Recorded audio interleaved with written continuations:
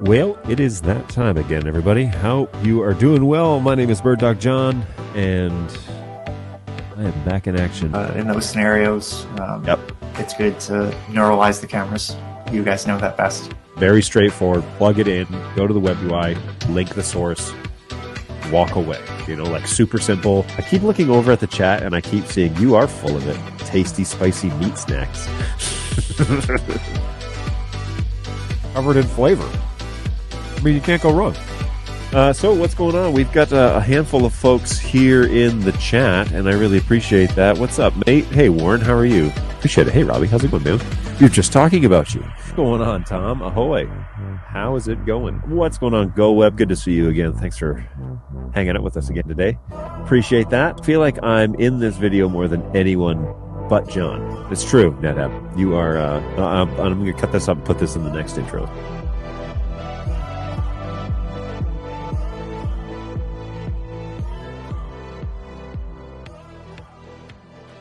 Hey everybody, hopefully you're doing well. We are back again for another round of Bird Dog Live. Hopefully you're having a great, what is this, start to the week? Is it Tuesday? It's Tuesday. All right, so let's go with Tuesday. And yeah, we've been busy around here, and I guess I better do my due diligence and listen to the stream over on birddogjohn.tv.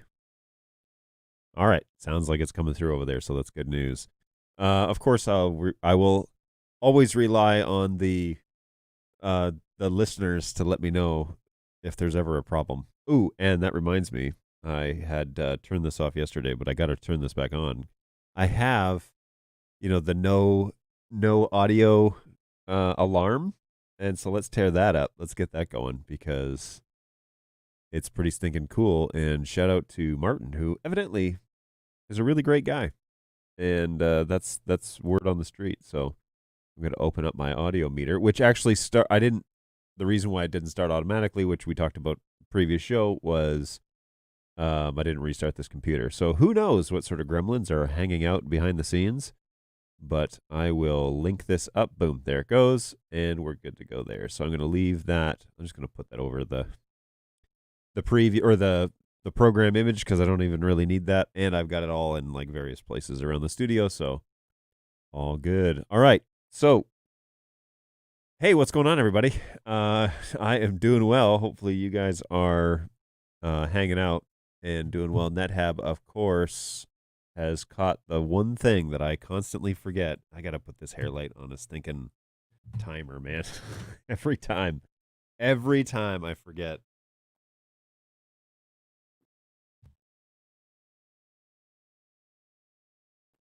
What I should do is put it on, like, mount the switch a lot lower.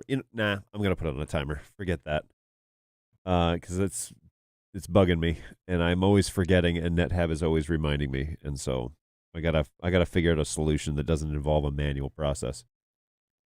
Hopefully you guys are hanging out. Okay, let's jump over to the chat reel. Of course, Go Web is here. Hey, Go Web, how are you, man? Good to see you. Greetings from India. And, of course, from Stockholm, Sweden. How's it going? Good to see you. Thanks for jumping on again today. What time is it in Stockholm? Let's find that out. What's going on, Alex? Paraguay. Time in Stockholm. Let's find out. Stockholm, Sweden. Is there another Stockholm? It is 5 p.m., so he's just wrapping up his workday. Here's NetHab reminding me. You have to sing the song every time that you forget. You're asking a fair bit there. You need a pre-stream checklist. Pff, that's crazy, Rosh. That is some crazy talk is what that is. 1,700 hours. From Mexico. What's going on, David? Thanks for jumping on. Nice to see you. Oh, Anthony's back. This is Anthony, the YouTube reviewer legend, is it not? If I'm not mistaken. Is it like midnight there? It is not. Nobody here is in Australia, so nobody in this room at least. Not yet. And that's a great little segue into, we've got a couple of shows coming up that are planned, and you may have seen those on the YouTube page. The first one is a chat about audio. And I will, full disclosure, my efforts to find somebody to join me who's more knowledgeable than me about all this stuff is ending up fruitless because the guys that I have in the industry are, fancy that, all busy.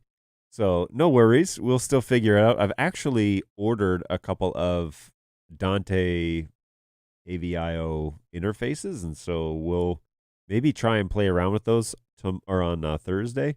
But Thursday is supposed to be the audio show where we talk about networked audio and ways to do it. In particular, we want to talk about Dante and we want to talk about NDI audio. And NDI audio is something I do know a little bit about. The Dante stuff I don't know a ton about. And when I've asked about it, it also seems like, well, we think it should work. So that's partially why GoWeb has asked for us to talk about it. So we will go from there, I guess. 100% True says, hi there. Hey, what's going on? 100%. Hopefully you're doing well. Thanks for jumping in the chat. Bangalore, India, what's going on?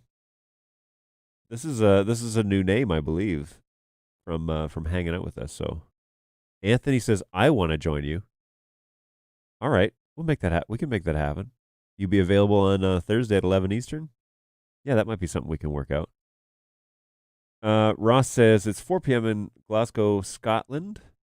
Just about to start the build of our last corporate event for the year. That's so cool. Scotland is one of those places I so desperately want to go and visit. My wife and I are both fans of the Scottish Highlands, and we would love to do some walking around and checking out all the history and all the culture stuff, and that'd be pretty exciting for us. So maybe one of these days. Maybe one of these days we'll get around to doing that. I love my AVIO US adapter. Yeah, so we'll see. I ordered a couple, mostly for like microphone connections, but we will check that out. Facebook user says, we don't do Dante yet. Alex, I've always wanted to visit Paraguay. There you go. We're going to make some friends around there. Ooh, somebody local. Ian says hello from Indiana. Hey, Ian. Thanks for jumping on. Appreciate that. We're just over in Michigan in the support office. You may have already known that. So, Brandon, we hear you. We hear you? I don't know what that's reference to. That could be ominous. Senseless. Jumping on the show, pretending like he's paying attention. What's going on? Thanks for hanging out with us. You have a radio voice. Oh, thank you. I have a radio microphone. That's why. People keep telling me I have a face for radio.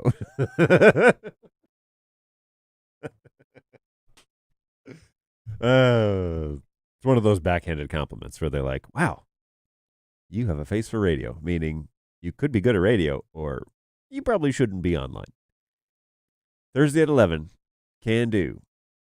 I'll set up my P100 a week and NDI cloud it into you. It'll actually be a whole lot easier if I just send you a StreamYard link for the discussion portion of it. So, yes, I understand the desire to use cloud, but we should probably just set up I'll send you a link. I'll send it over to you on LinkedIn. Is that fine? That'd be cool. That'd be really cool. Is it possible to use comms audio channels without the comms app? No. So the comms channels are proprietary for Bird Dog Comms, and so you can't necessarily utilize them.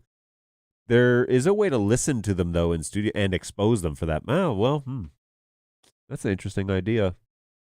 Because you can't expose them. I mean, there's an article about how you can, it's for troubleshooting, essentially.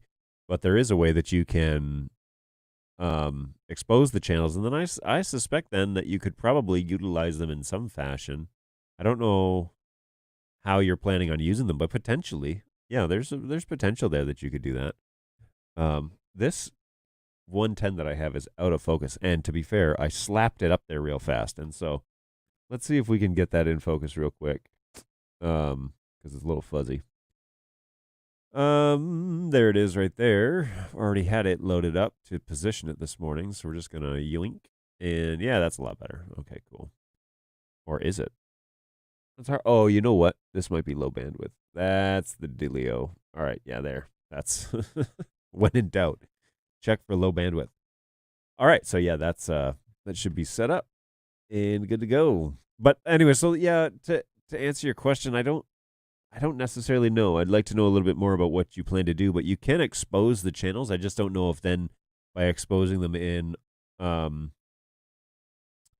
if by exposing the channels inside of Access Manager, if you would then be able to utilize them in applications that are running on a computer or in other ways. So, hey, you're on Twitch too.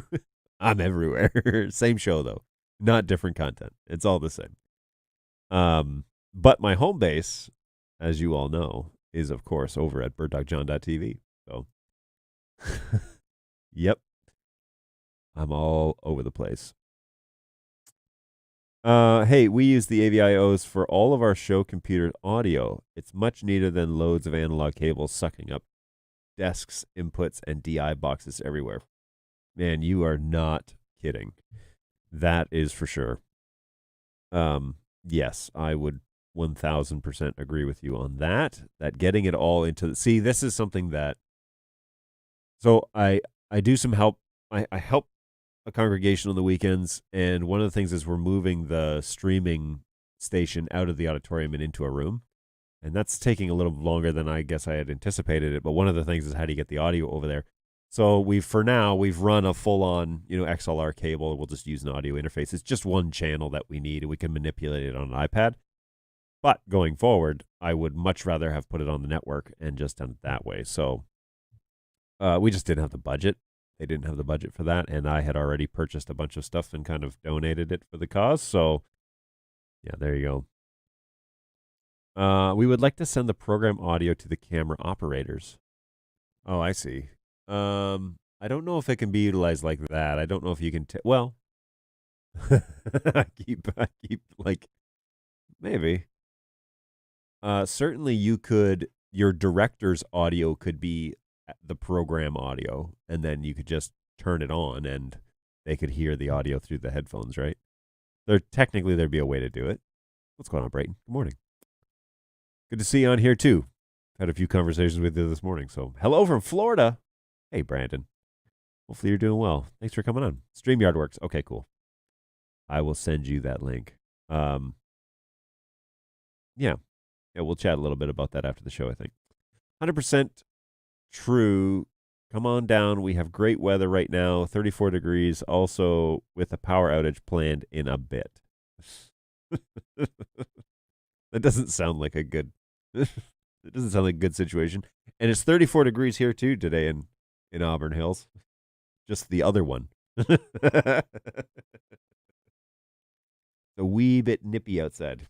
If you catch my cold drift from the north. Can two camera operators, what's going on, NetApp? Can two camera operators talk to each other on comms without the app running? No. The app is the NDI comms routing software. So what I just heard John say is that if I buy a radio mic, my voice will be good for radio as well. I don't know what the timbre of your voice is, but it's worth a try. I'm sure Evie or Shure would love to sell you a microphone so you could try it. But no, there's no guarantees. That's for sure.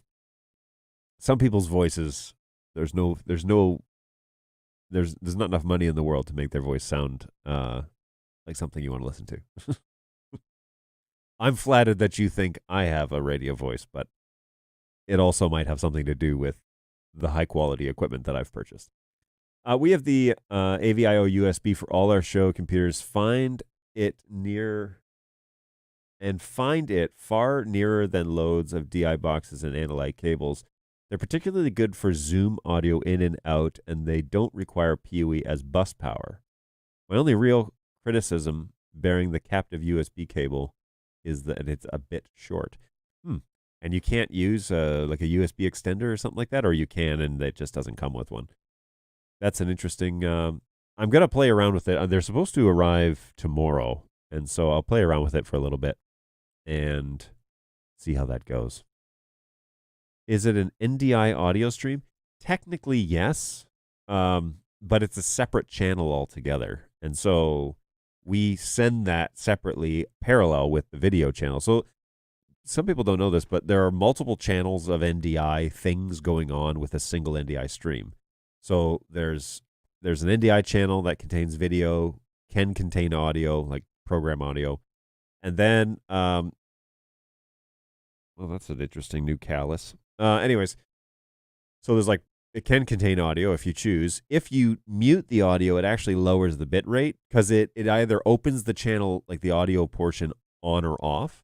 And that's why we give you the option in Bird Dog products to utilize the audio or mute it, because it can actually it's a very small amount, but you can actually reduce your network load. So if you have a lot of NDI sources, it might be a way to kind of gain back a bit of bandwidth. Again, it's not much. It's not game changer type of quantities. It's just helpful to know that if you mute it, it will actually turn that portion of the video channel off, and you'll save a little bit of space and processing. But there's metadata that's going along. So that's kind of a separate channel that contains all of the movements of the camera, the image, requirements, all that. And then then the comms channel is on there. And there's also a preview, like a proxy or a low bandwidth output that's separate from the actual NDI full channel, and that is done on purpose, and that's how we can show scopes on the preview and not on the program, or vice versa, or not at all, or both, because it's actually a separate channel altogether, and it's low requirements, and so it's easy to do. But yes, it is technically an NDI audio channel. Curious, as a regular multi-channel streaming show, which channel delivers you the most return comments and engagements? That is an interesting question. I think it's a cross between Twitch and YouTube. We have some traffic on Facebook, but it's more like scrolling and passing. And we have no traffic on Twitter right now. So I'm streaming to the support Twitter page. If you didn't know we had one, this just launched like a week ago. At help_BirdDogTV, and you can totally tweet at us and it goes to the support team. So yeah, we're streaming there live. We're streaming to LinkedIn. It gets some more like professional traffic, but not consistent. The majority of it is over on YouTube and then over on Twitch. So those are the two main platforms we use. That we get the traffic. We use all the platforms, but that's the ones that seem to generate the most kind of captive audience. Do you think that it's worth it to help them out at the church? Absolutely. I mean, there's good stuff happening over there, and the lack of funding is not really. It's more of a challenge than it is a roadblock. The real challenge is more about finding volunteers to sustain what it is they want to do. But yeah, it's a good challenge, and trying to get the best possible outcome with the resources allotted. I mean, it's a good it's a good challenge. So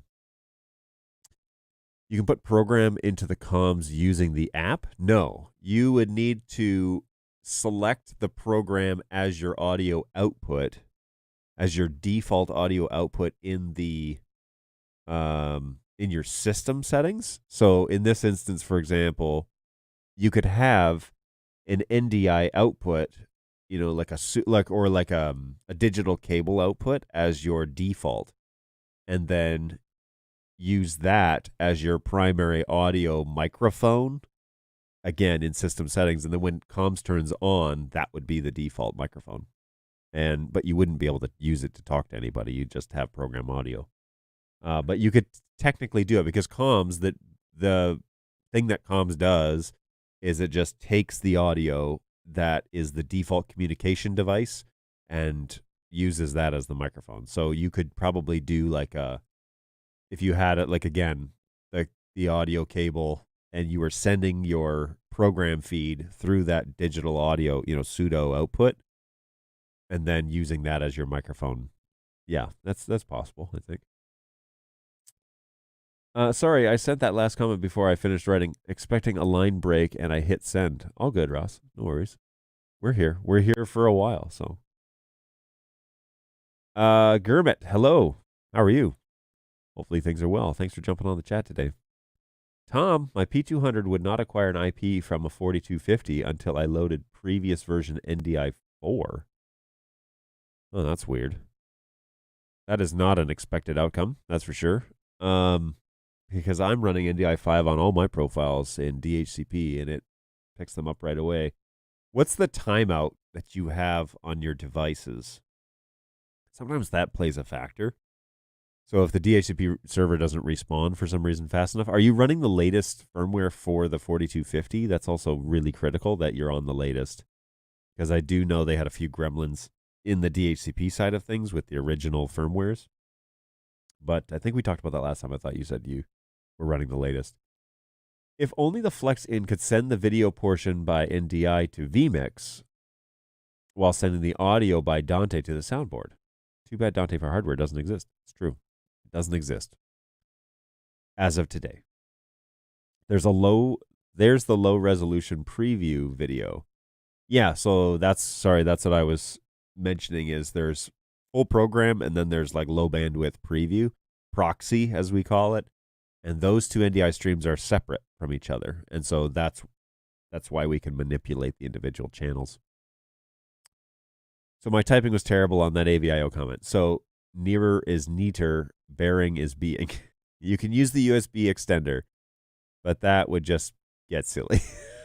The captive cable is just annoyingly short, like some USB docks that sometimes it sits in the way rather than being able to tuck it around the back of the laptop. So instead it sits in the way for the other ports and stuff. I don't think it would have broken the bank to do a 20 or 30 centimeters instead of the 12 that it is. Yeah, that's probably an oversight on the final packaging of the product that it just a little bit longer, fellas. Just, maybe a 2-foot cable or something like that. That would have been a little more helpful, right? But I get you. We're about to find out more about that tomorrow when I finally start getting Dante devices here in the office. We don't really have any. I mean, we have some ones that are like managed on computers, or you can output Dante, but that's not really what we're talking about, right? We want some Dante devices. So it's exciting. It's on the way. It'll be something that hopefully we'll be able to talk a little bit more intelligently about in the coming future. I checked Twitter since you mentioned it, and when I clicked on the video, there's no functionality on Twitter web to comment. Interesting. That is a brand new stratosphere of streaming. I know it's like a go live function, but yeah, okay. So in here, I can see myself talking on the broadcast, but I'm not logged into Twitter. So let's take a quick look-see at the actual app and see what you're seeing.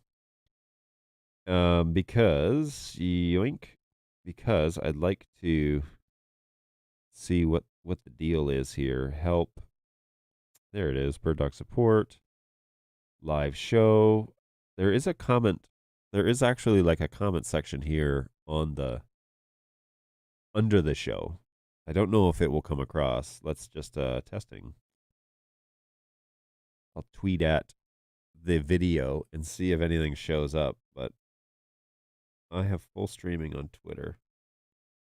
Frank thinks, what's going on? So I commented, I'll be curious to know if it shows up here, but I'll also be curious to know if it shows up as a ticket. Probably not, because it's a comment on the show, but it may not show up here in the actual support show inside of StreamYard. So we'll see how deeply it's integrated. But odd. Yes, I'm on the latest. That's interesting, because that's not a problem that I know to be an issue with the 4250, Tom. So you went back to NDI 4, and then it found one. And then if you change the profile then to NDI 5, does it stay? And have you considered doing the DHCP reservation lists on there? There's a video that can help you with that if need be. If you wanted to do comms program director audio, and solution could be to use OBS on your comms director PC, but the program feed as a source and your mic as a source, and use the OBS. Ooh. Combine the two. Interesting. Filters to duck the program audio whenever the director speaks, then pump the OBS audio output into the comms as the mic. Yeah, that's a smart move. That's a couple extra steps, but yeah, that's doable. I could see that working. Yeah, I could see that working. That could be a way around it for sure. Kevin came over to help me. He came up with using the previous version of the P200 firmware. Oh, we're talking about the NDI. You're talking about P200 NDI, like LTS. That's weird. It shouldn't be the case at all. All of my cameras in the studio are running the latest version of the NDI 5 firmware, and I'm running the NDI 5 profile on the switch, and they all talk to each other, and they all get IP addresses as you would expect. I'm not running the reservation list in here, and I'm not even on a single subnet. I'm not on a VLAN. I am on a single subnet. I'm not on a VLAN. So that's an interesting discovery that you and Kevin have discovered. Very interesting indeed. I neither have a voice or face suitable for radio or TV, hence being a technical production. Well, I don't know. I can't speak to that, but you can be the best judge of that for sure. NDI4 on the P200s. I'm also using IP reservations on a single VLAN. Yeah, so you're doing everything right, but when the cameras booted up, they wouldn't find the IPs that they were assigned. Was that the symptom, or did you get it all to work by assigning IP addresses? I'd be curious to know. On VLAN 10. Okay, on its own VLAN. Got it. Interesting. Yeah, that's an interesting discovery for sure. All right, let's just we're halfway through the first hour. So today, Brayton is back in charge of Snacks on Stream, and actually has been working with the stand-in, working with Balu to make things happen. So today we are definitely going to eat while continuing to talk about NDI, all NDI stuff. This is the fourth last show before Christmas, everybody. Before the end of the year, because we won't do any shows after the finale. And so more on that in a second. But first, let's get to Snacks on Stream. John's just making up stuff to start drama. Look, I don't know. Look at him. Wish me luck, folks. It's my first Vegemite experience.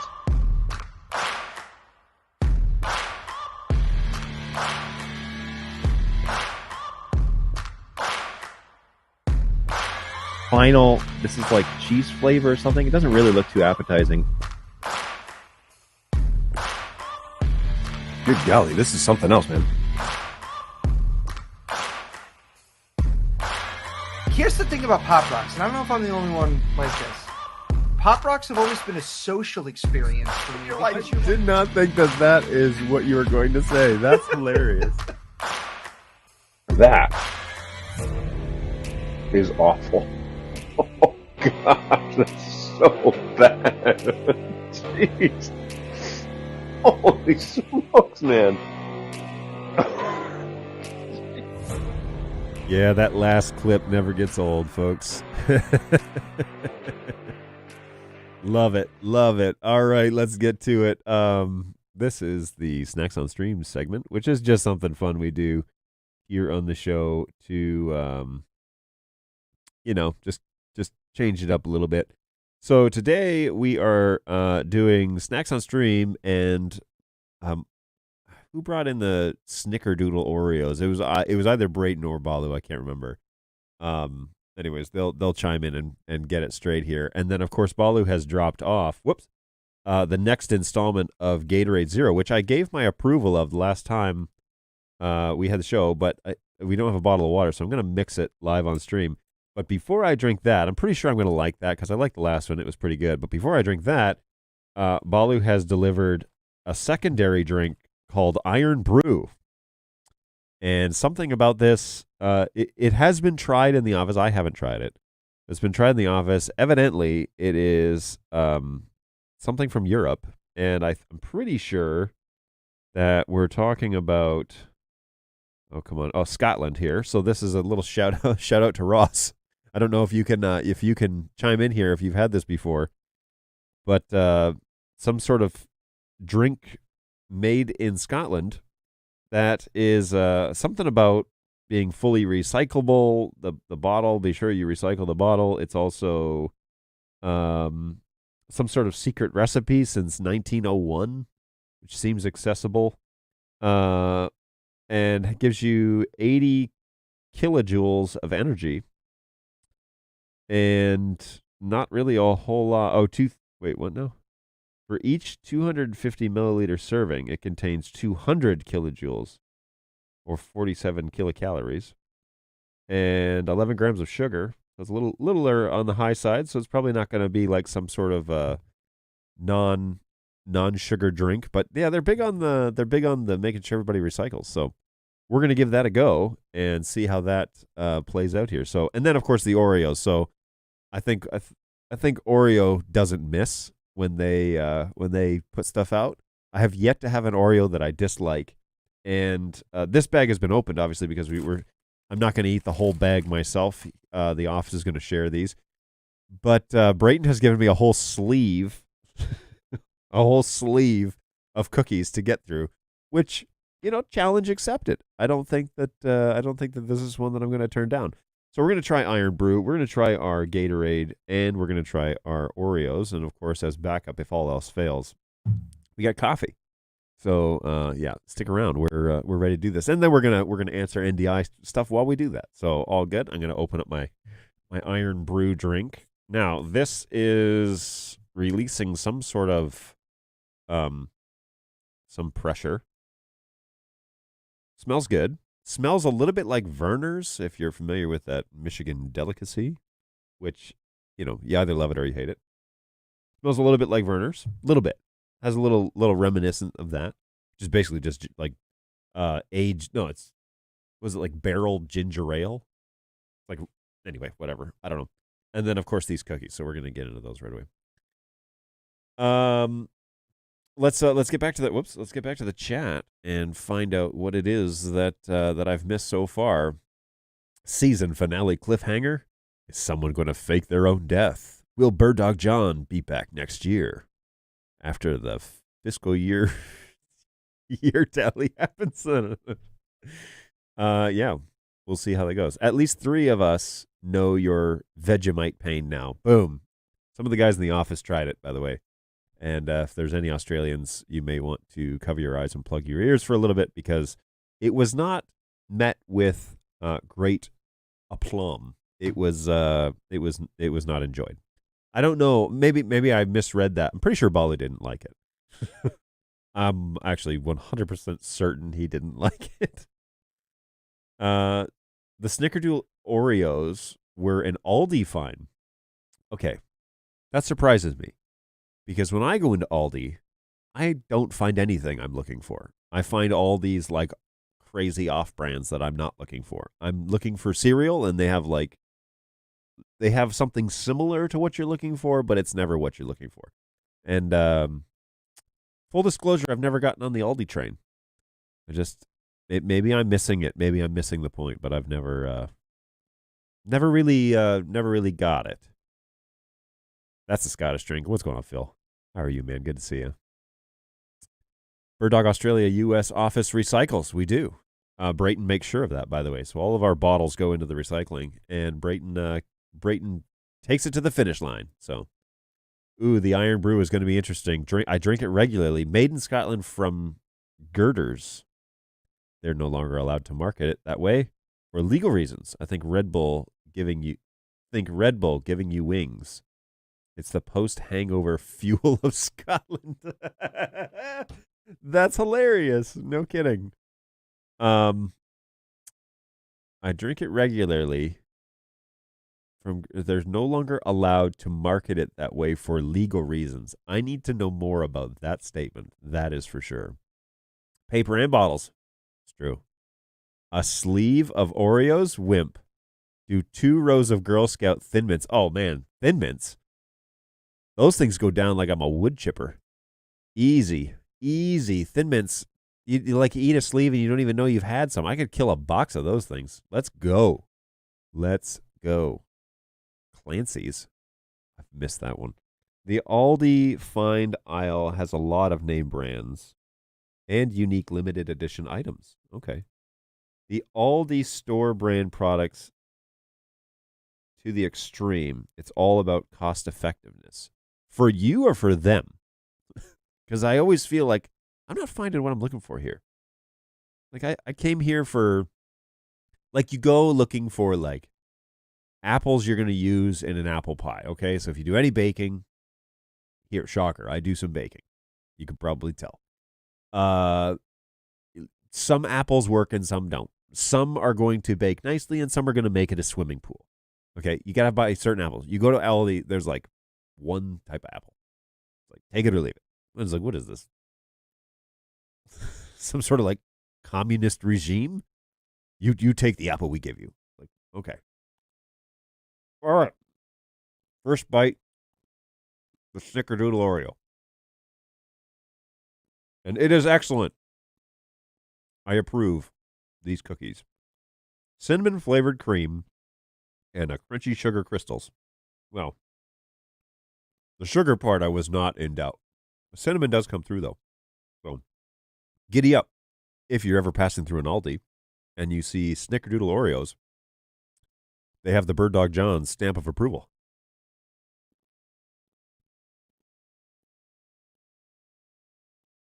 Those things go down like I'm a wood chipper.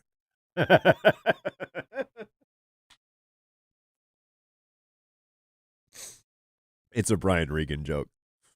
He's like, gosh, 2 Fig Newtons. It's like, I eat those things like I'm a wood chipper. It's like the chips coming out the side.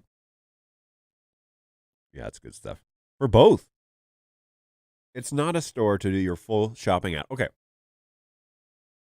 Why would I shop at a grocery store that can't complete a list of a dozen items? Because price?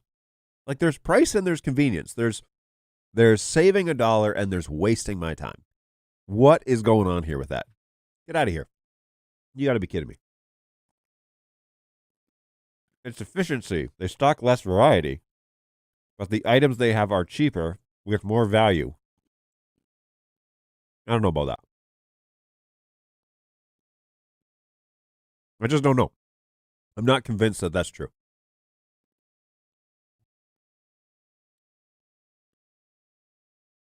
Oh, sorry. I meant to show that when I was reading it. Wood chipper is a Fargo joke. There you go. And Brian Regan. So long shelf life items such as seasoning, cereals, canned goods, pasta are a huge savings, and the off-brand tastes the same as most store brand names that charge twice as much. Okay, so now we've got the Aldi fanboys on my back trying to make a case for why they shop at a yuppity store. Why would you shop at 7-Eleven? Because you're hungry and it's 11 p.m. Well, that's the same reason why you would ever see me at a White Castle, because it's 11 p.m. and I'm willing to make a bad choice. Hey, John, some people don't have the money to care about the added time cost. Oh, touche. Okay. Fair enough. Fair enough. I just figured like I can work a side hustle for half the time it's going to take me to save the 50 cents on the cereal. But anyways, maybe it's more than 50 cents. Maybe I'm overstating it here. Oh, that's senseless. Whatever. Iron Brew, can you play a YouTube source on stream? I promise it's safe for work. Well, I could try. Let's see what we can do here. Let's go back. Let's open this, view on Facebook. See if I can grab that source. Okay, so whoa, that's so loud. How do you want to do this? All right, so what I'll do is I'll share this on StreamYard. Present, sharing, Chrome tab, Iron Brew, share tab audio. And then I want to make this full screen. All right, so let's see what we should be watching here. He promises that it's safe for work, so let's see what we're doing here. Try and lower this. Gosh, you know, it's one of those ads, lots of kids with white teeth and giant shoulders.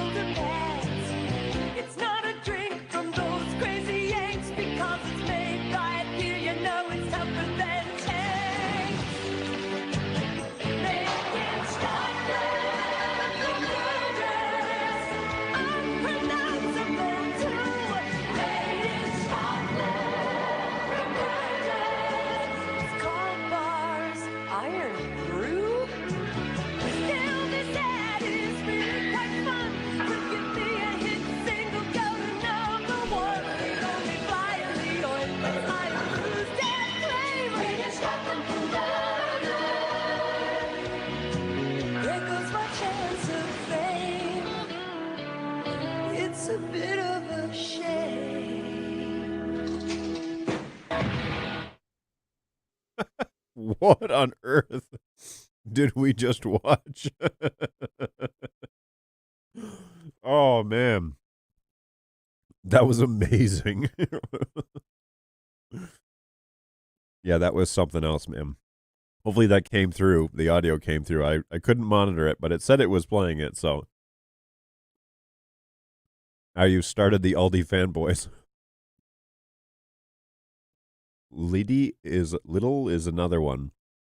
You don't always get what you're looking for, but you might get a canoe you'll never use.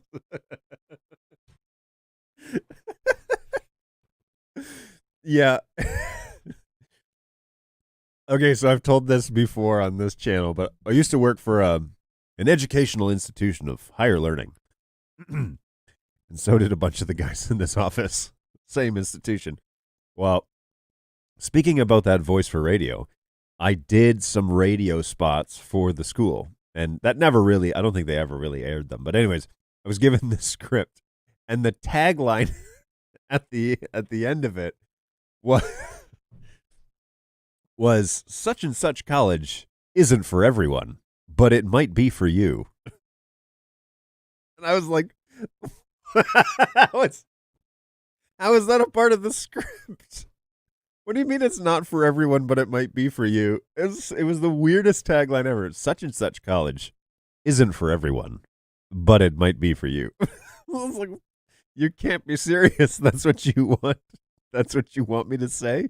So I recorded a bunch of spots. Like there were like 4 or 5 commercials of 30 seconds each. They were going to send out to local radio stations. And I didn't hear a single one of them on the radio, that's for sure. So, good times. This might be the sugar that's hitting the bloodstream at this point. Oh, man. I approve these cookies. They're good. Good old ads from the 80s. That was fantastic. Thank you for sharing that with me. That changed my morning. And quite possibly the direction of my life. This is now my favorite commercial. Frink also agrees. We heard it. It was unpronounceable. This place is trash. Would you like to go here? Oh, man. It was so funny. What a great joke. I loved it. All right. Well, the snickerdoodles are half the sleeve is gone, and that the rest of that sleeve will also be gone. But now comes the moment we've all been waiting for. Iron Brew. A legendary Scotland drink from Scotland. Woo! That I've never had before, and apparently it is the entire country's choice of drink post hangover. So here we go.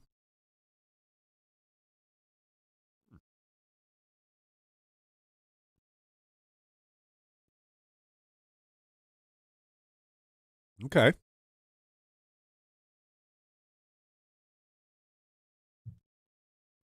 It is like, what is that? It is like, it's hard to say, and I don't want to insult anybody.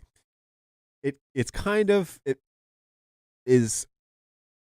like watered down Werner's and orange drink, kind of like mixed together with some carbonation, and a lot of great recycling marketing.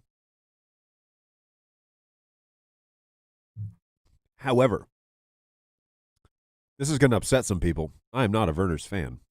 And evidently, when you're a child and you get sick in Michigan, they make you drink the stuff like it's water because, I don't know, it's what you drink when you're sick, ginger ale, right?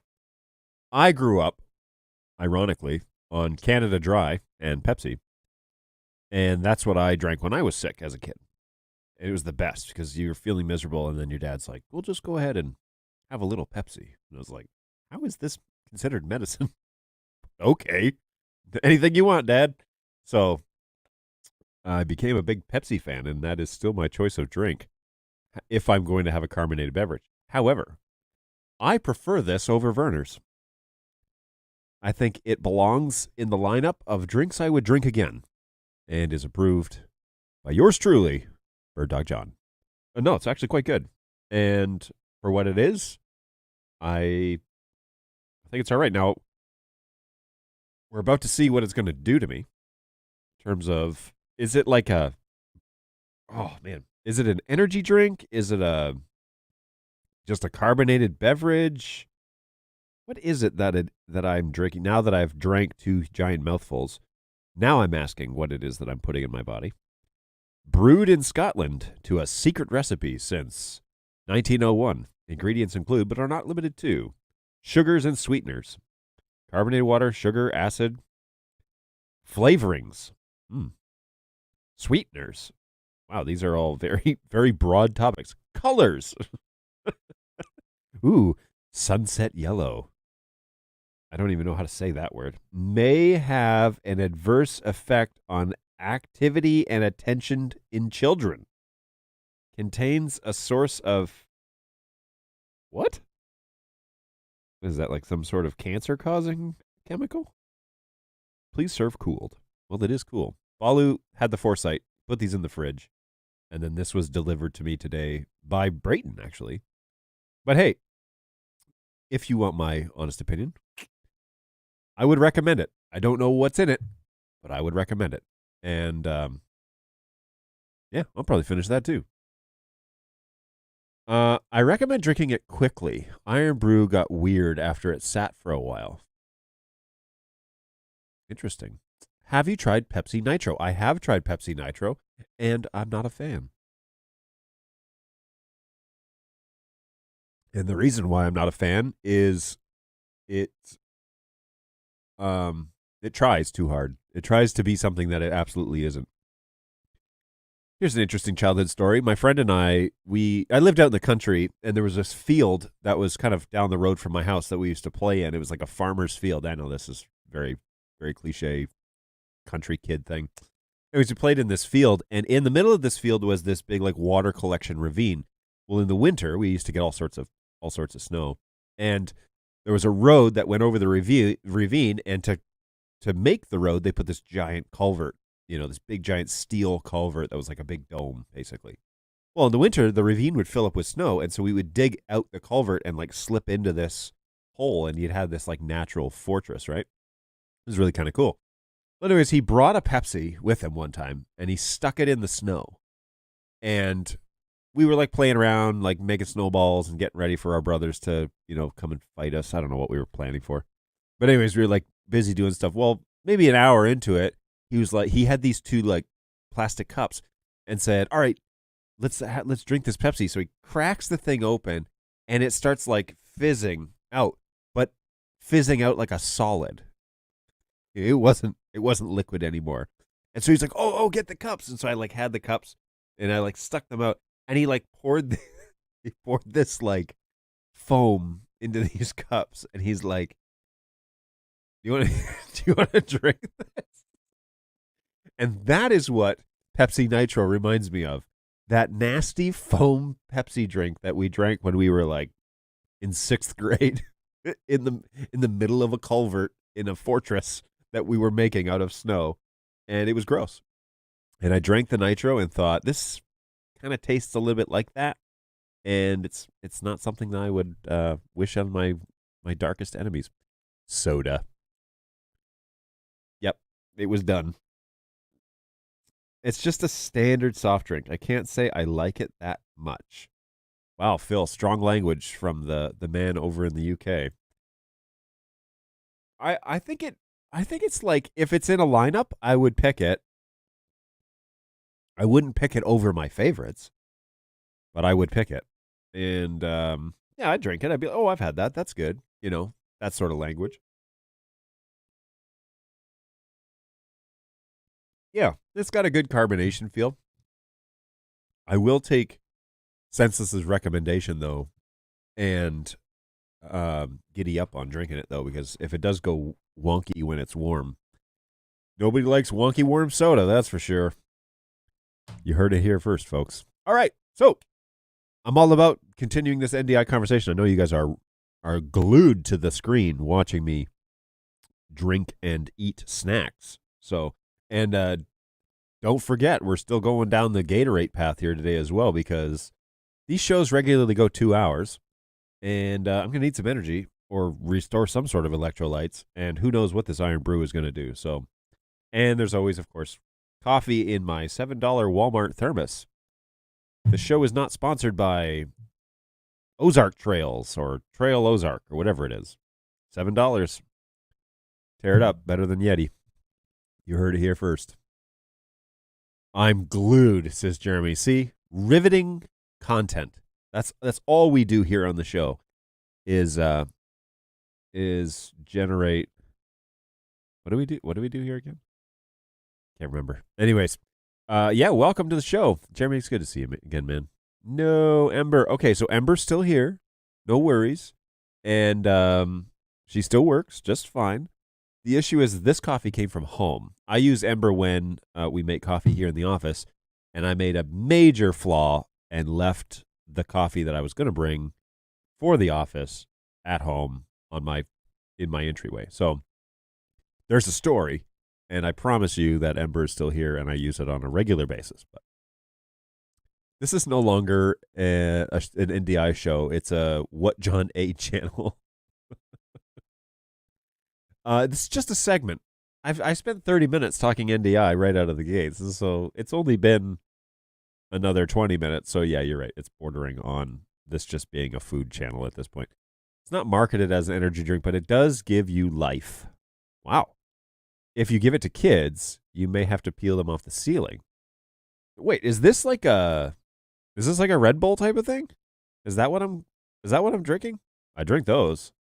Matter of fact, I've got quite the reputation from drinking Red Bulls, apparently. You've been on the show long enough, you know that story. Or at least the original recipe version, not the altered sugar-conscious version of it that you're drinking. Oh, really? I'm drinking a watered-down version? I'll try to get you an original. They did release an energy version of it called Iron Brew 32. There's also a great ad for that too. But it... Oh... But it what? Oof. Conversations. NDI conversation. Yeah, I'm happy to... Anybody has anything they want to talk about NDI, I'm all about it. That's what I'm here, first and foremost. In my little studio here. Love it. So, yeah, let me know what you'd like to chat about. All good. I could do this like the... Oh, there. Like the commercials, right? Where you spin it around so the label is...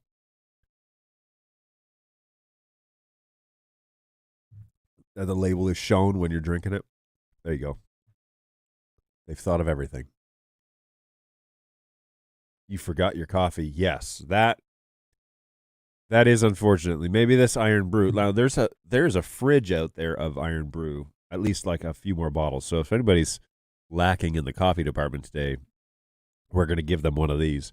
It's really not that bad. I mean, it's not. There's nothing bad about it actually. It is a little light on the flavor, but the carbonation's nice, and yeah, it's palatable. Good.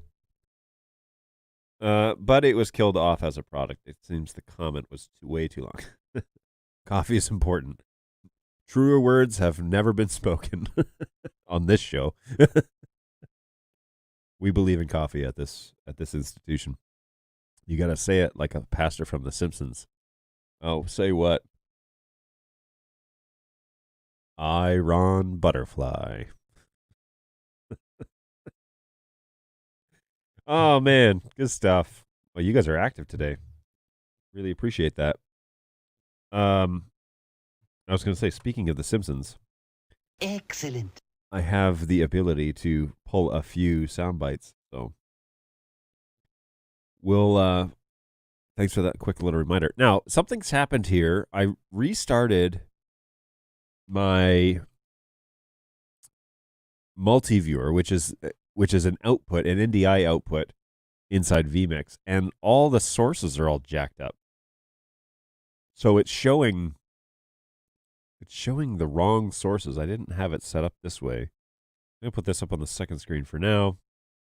Open the settings. Hopefully it doesn't start dropping frames. Over to StreamYard. Outputs.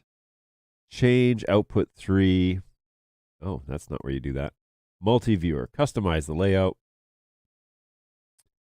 So top preview output headings.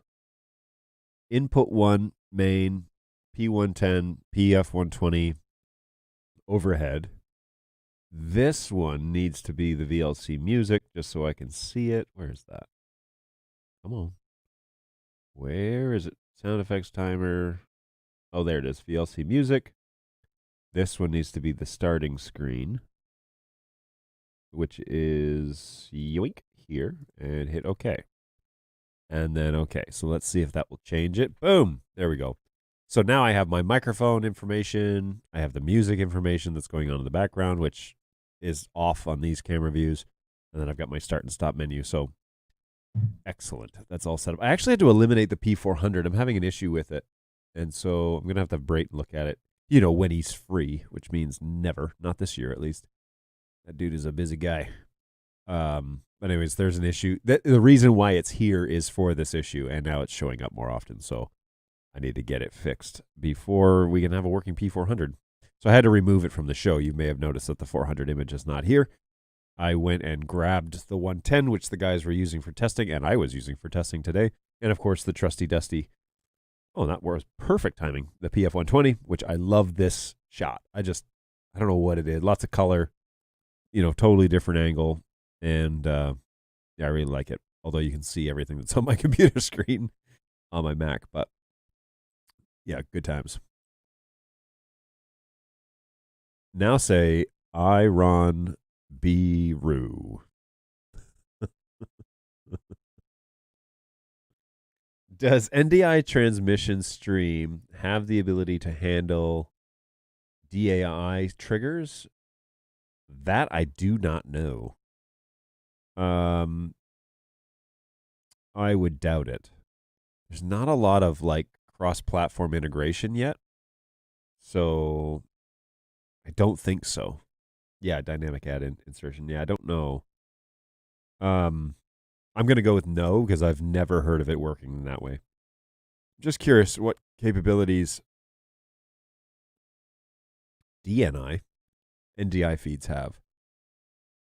A lot of it. So right now, the development portion of the NDI stuff is still a lot done in-house. It's within the SDK. So if it's not written in there, then it's not, people aren't really generating their own NDI channels. We'll put it that way. They're not using the NDI structure to then do other things with it. They're normally sticking with video, audio, and metadata. And then in our case, again, comms, which is audio, and preview and proxy and all that sort of stuff. So that's mostly where we're at there. He'll read whatever you put on the prompter. Comments. I will. Not necessarily. I do try and buffer it a bit. However, one of these days we're going to get a producer in here because it's going to get that way, I think. I mean, it feels like I should. It'd also be great to give guys experience producing, Be good to have handling multiple cameras and working in vMix and all that, but there's just too much to do outside right now. So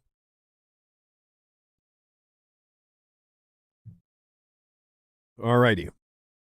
I won't necessarily read anything, but I will basically, and there are also a handful of people that I will trust. Bali's one of them. It's an Anchorman reference. Oh, I see. Oh. That is actually a movie I've never seen. I know the guys out there are going to freak out. But yeah, I don't think I've ever seen Anchorman now that I think of it. I've seen portions of it. I've never sat down and watched it. So, and I've seen it, the character, I've seen Will Ferrell play the character in other places. So I understand, but I don't actually have all the references. use case. Add these to feeds that trigger alternative camera shots or file playback. Okay. Yeah, I can see how that could be useful. You may need a third party something or other, though, to trigger those based on the NDI information rather than relying on a playlist of shots. Oh, I gotcha. I gotcha. I see. Well, it's always a possibility, I guess. Other than my personal use case. So, one of the pieces that I'd want to figure out is doing audio triggers in vMix to trigger certain camera shots. Because eventually we want to start having people in the office, in the studio, especially in the new space, come by and actually be on the show. So I want to have a couple of microphones and set them up so that when the microphone picks up a certain threshold of audio, it'll switch to that shot. And when it doesn't hear that audio, it won't switch. Or if it hears them together, it'll keep it to the whatever. Figure it out. But that Iron Brew is coming back. So yeah, I'm trying to figure out a way to do audio triggers inside vMix. I've read several articles about it because there's just thought, well, if it's something that's just you could use triggers for, that'd be great. But it doesn't appear that there's any way to set thresholds initially, but maybe there's an option there. How come unexpected zoom cruising and tilt flyaways came back with the NDI 5 firmware, at least on the P200? That is something I'll have Senseless jump in and follow up on because I haven't heard that being really an issue. What version of NDI 5 are you using? There's a good chance there's a beta that would probably get rid of that, Russ. And so let me know what version you have. Should be either the latest, so 6.4 I think is on the website, but there is a beta that's after that, which we might be able to get your hands on, see if that fixes it. It fixes some other issues that we were having on 6.4, so not with the P200, but yeah, there you go. You need a Roland or Panasonic video follows audio switcher. Yeah, I saw the Panasonic one. Oh, no, it was the Roland one. And yeah, that one is pretty slick. I don't know how it would work for me, but that one's pretty slick. That it does it automatically for you. You can set those thresholds. Triggers are pretty easy to work with in vMix. Yeah, and I use several of them. The videos at the beginning of the show, for example, are all set to, once they complete, go to the next one. And so that's just kind of like a sequence of triggers that I have on each of those videos. And they do a sequence of things upon completion and everything. So that's really nice. Those are handy to have because then I don't have to worry about clicking fade or clicking next or cutting or missing the cue or whatever. I can actually load the video, let it start running, and then load the second one. And then I've got the combination of both of those videos, the time to figure out whatever else I need to do. So sometimes I'm finishing up things here, or getting snacks on stream ready or whatever. So I can run through those, and then I can, once the next video goes, it puts the program video back in the preview, and then I can put up my bumper video, and then once that video ends, it shows the bumper video. I can put my camera up into preview, and then when that video ends, I can either manually transition it over, or it just does it automatically. The one thing I usually do is if I want to talk over a video, I have to unmute my audio, and I just have that on an X keys, and actually on my Stream Deck, I've got two places to do that. But my X keys just has an audio button that allows me just to mute it or unmute it. So that's what I do. So I'm getting my brain around how that works inside vMix and how people might use that. But now the piece is, can vMix trigger a shot based on a duration of audio that, a level of audio that has exceeded a certain amount of time. So after 1.5 seconds or 2 seconds of audio coming through this channel, switch to this shot. I think it should probably be able to be done, but it may be more sophisticated than just a single trigger.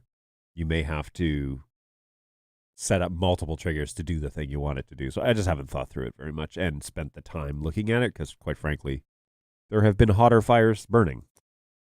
The current one on the website, sure, it's 6.4. Yeah, I would email the help desk and see if you can't get your hands on a beta. You just tell them, hey, John on the show said there might be a beta for the P200. Can you send it over so I can give it a try and see if it fixes my flyaway issues. Flyaway issues originally, as I recall, used to happen with networks that weren't managing the data correctly. But Ross, you've been around long enough that you know that speech, and so the assumptions, I guess, are you using what's your network look like? Because what we noticed happening with the flyaways was that you would select a camera on the keyboard and start moving it, and then you'd let go and the camera would keep going, and it's almost as if the commands, because what's happening is the keyboard is sending UDP commands to the camera, and so there is actually a stop command to stop the movement of the camera, and if that one doesn't get there, that camera's going to keep going. And it will eventually probably get there, but it may not get there fast enough to like, okay, I got my shot what I want, and then all of a sudden it goes off center or it goes off and it doesn't do what you expect it to do. So sometimes it's network related. Sometimes there was an issue back in NDI 4 that was doing flyaway issues, in particular with the P100, I believe, where you'd steer it and all of a sudden they'd be like, whoop, and maybe the 200, maybe that's what it was too. But yeah, that was corrected quite a while ago. And I don't know it to be an issue still, but Senseless or one of the agents might be able to let us know if we're seeing more of that in the desk recently. Flyaways happen because the motor didn't get the stop signal. Either the packet didn't arrive or the camera's too busy to hear it. Boom. Listen to NetHab.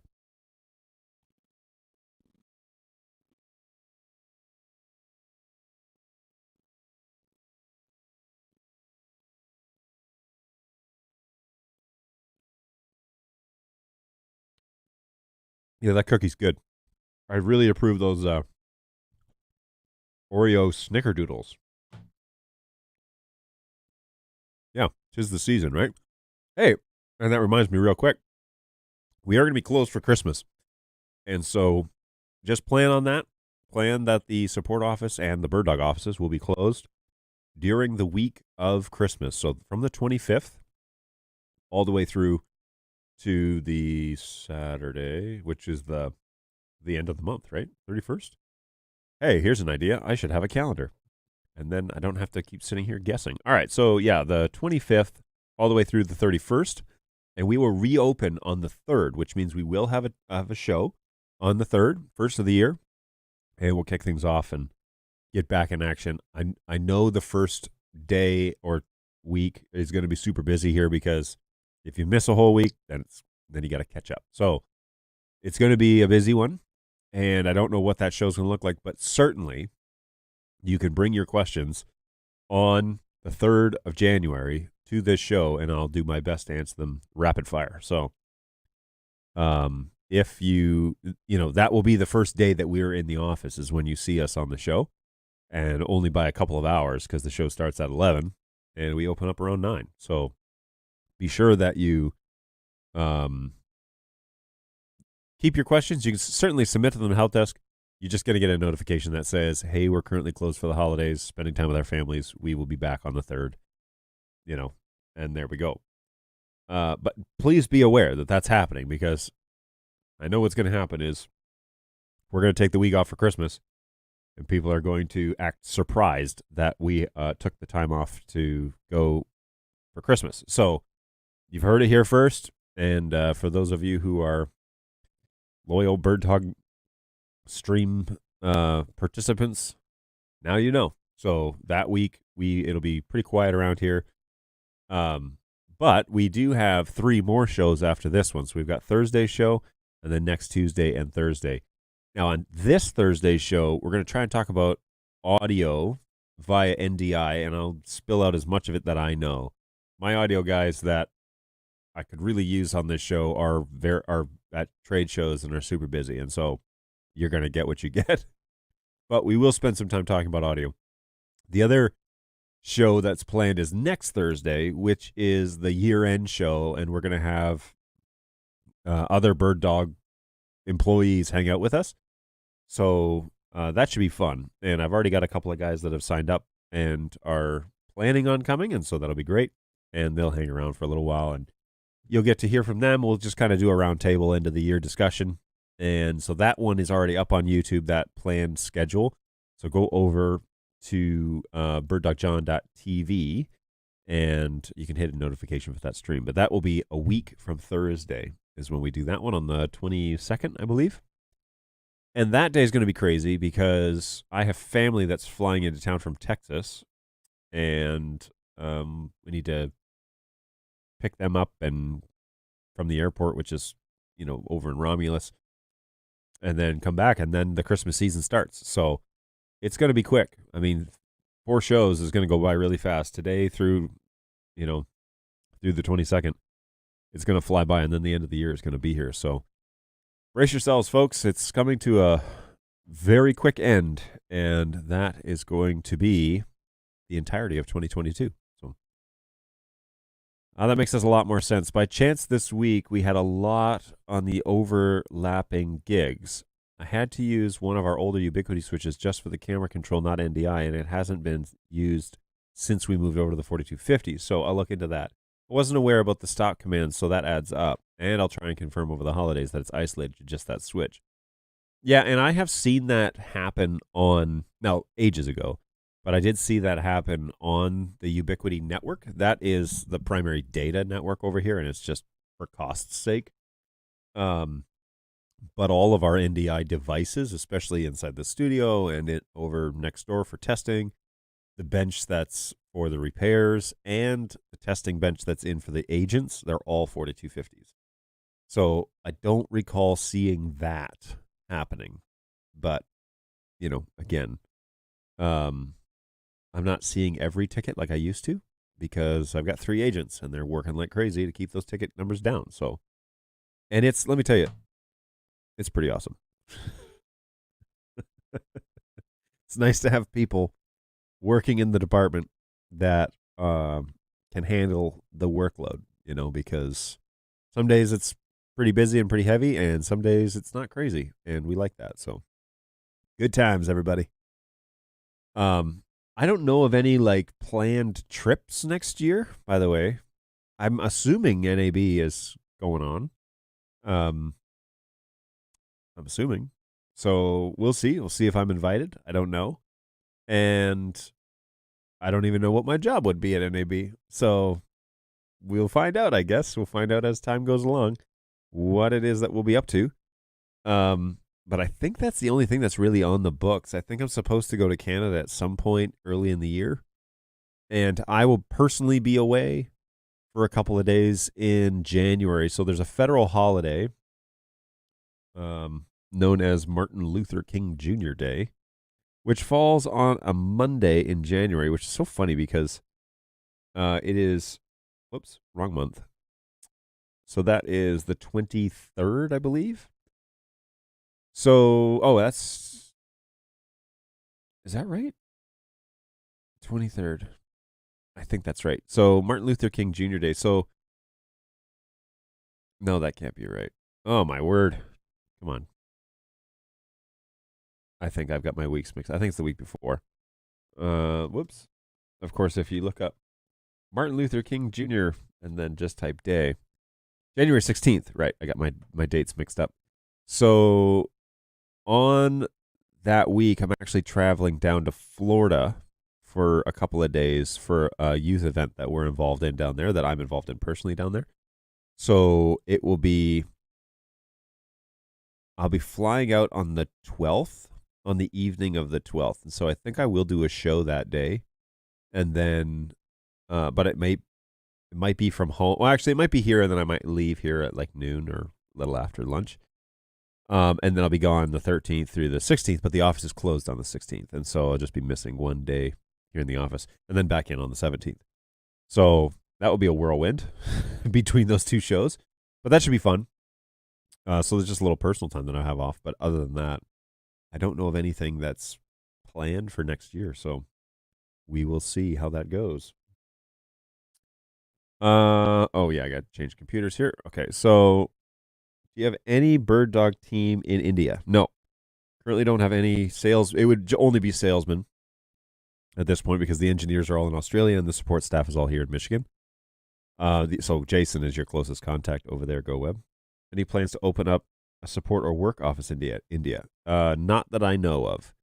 Mostly because the market that covers Asia and Europe, like that, there are two teams that cover that, and the Europe team is flushing out. They're bringing more people on board for the Europe team. I don't know what the Asia market looks like.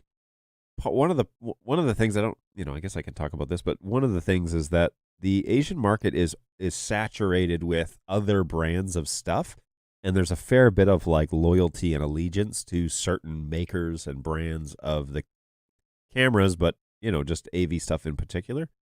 So I don't know. I don't know what the plan is overall to become one of those brands, and even how they plan to attack it. But the guy that is thinking about this constantly is Jason. And so the next time I'm in Australia with him, I will talk to him about that. And maybe he'll be at NAB because he represents that whole side of the world, basically, all the way, India included. But I think he's covering Middle East. Phil, you can remind me if I'm wrong. And he's doing east side of like Russia, and he's doing all the Asian countries, Philippines, Japan, China, Singapore, like a whole bunch. His coverage is really big for just being one guy. So anyway, yeah. So I don't know of a plan to open up any sort of office over there at this point, because I think Jason's home base is still Melbourne, if I'm not mistaken. Maybe I'm wrong. I should touch base with that guy because I have lots of questions for him that I never seem to answer.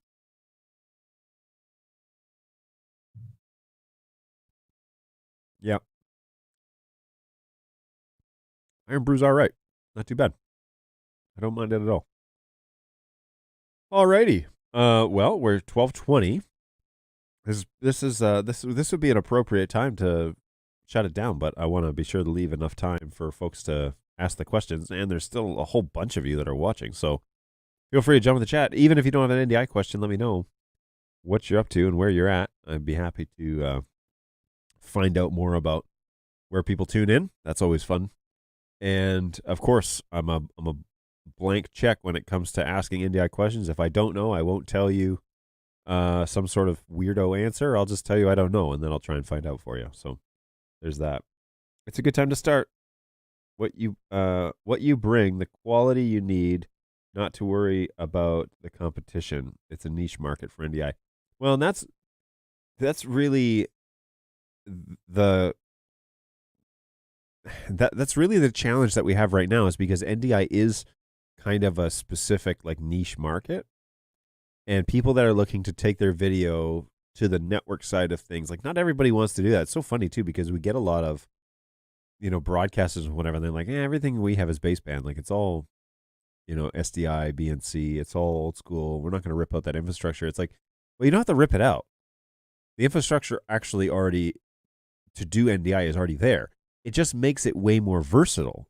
And so instead of thinking about in-house, in-studio video, now we can send this like all over the place and have all the flexibility.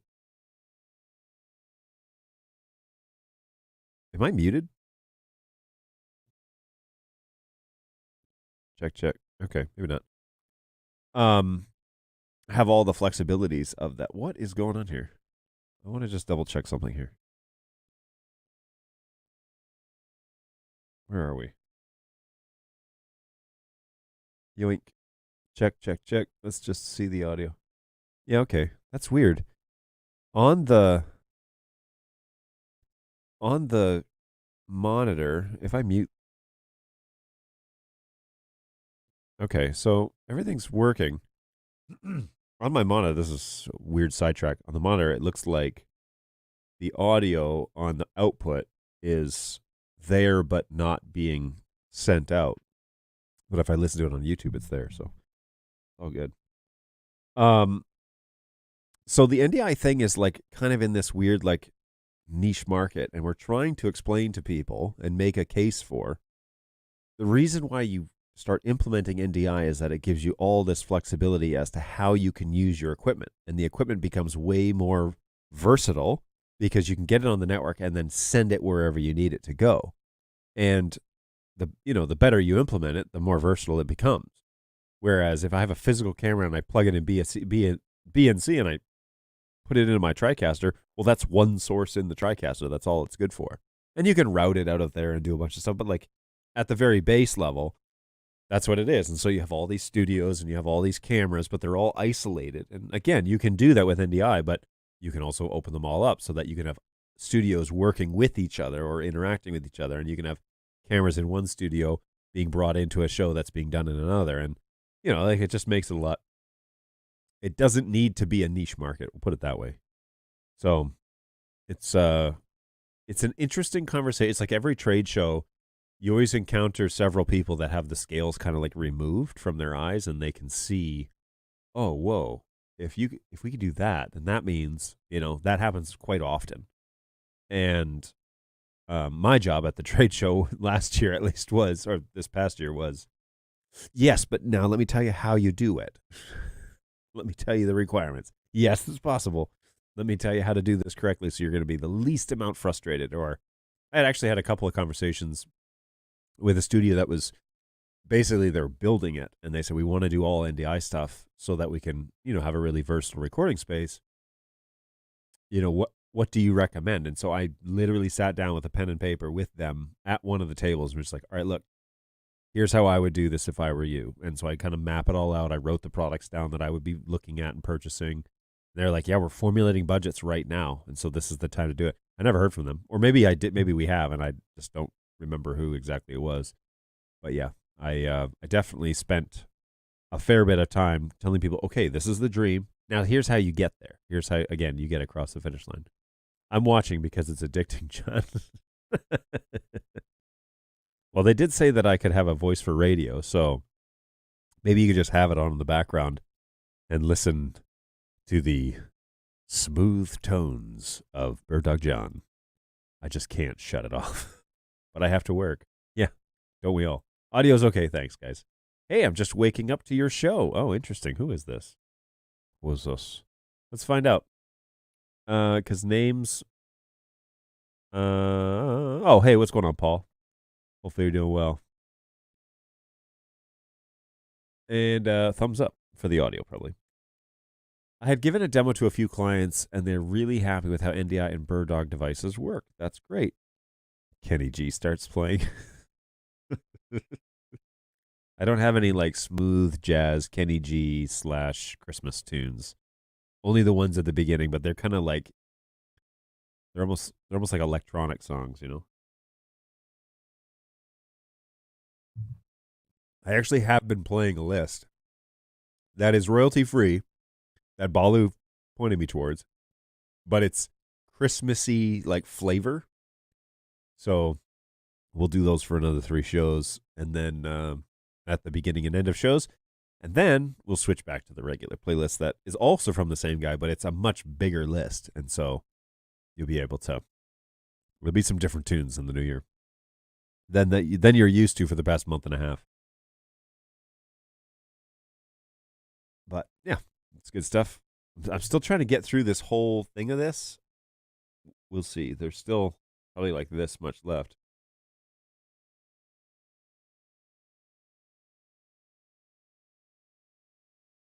That's I'd say refreshing, but that's different.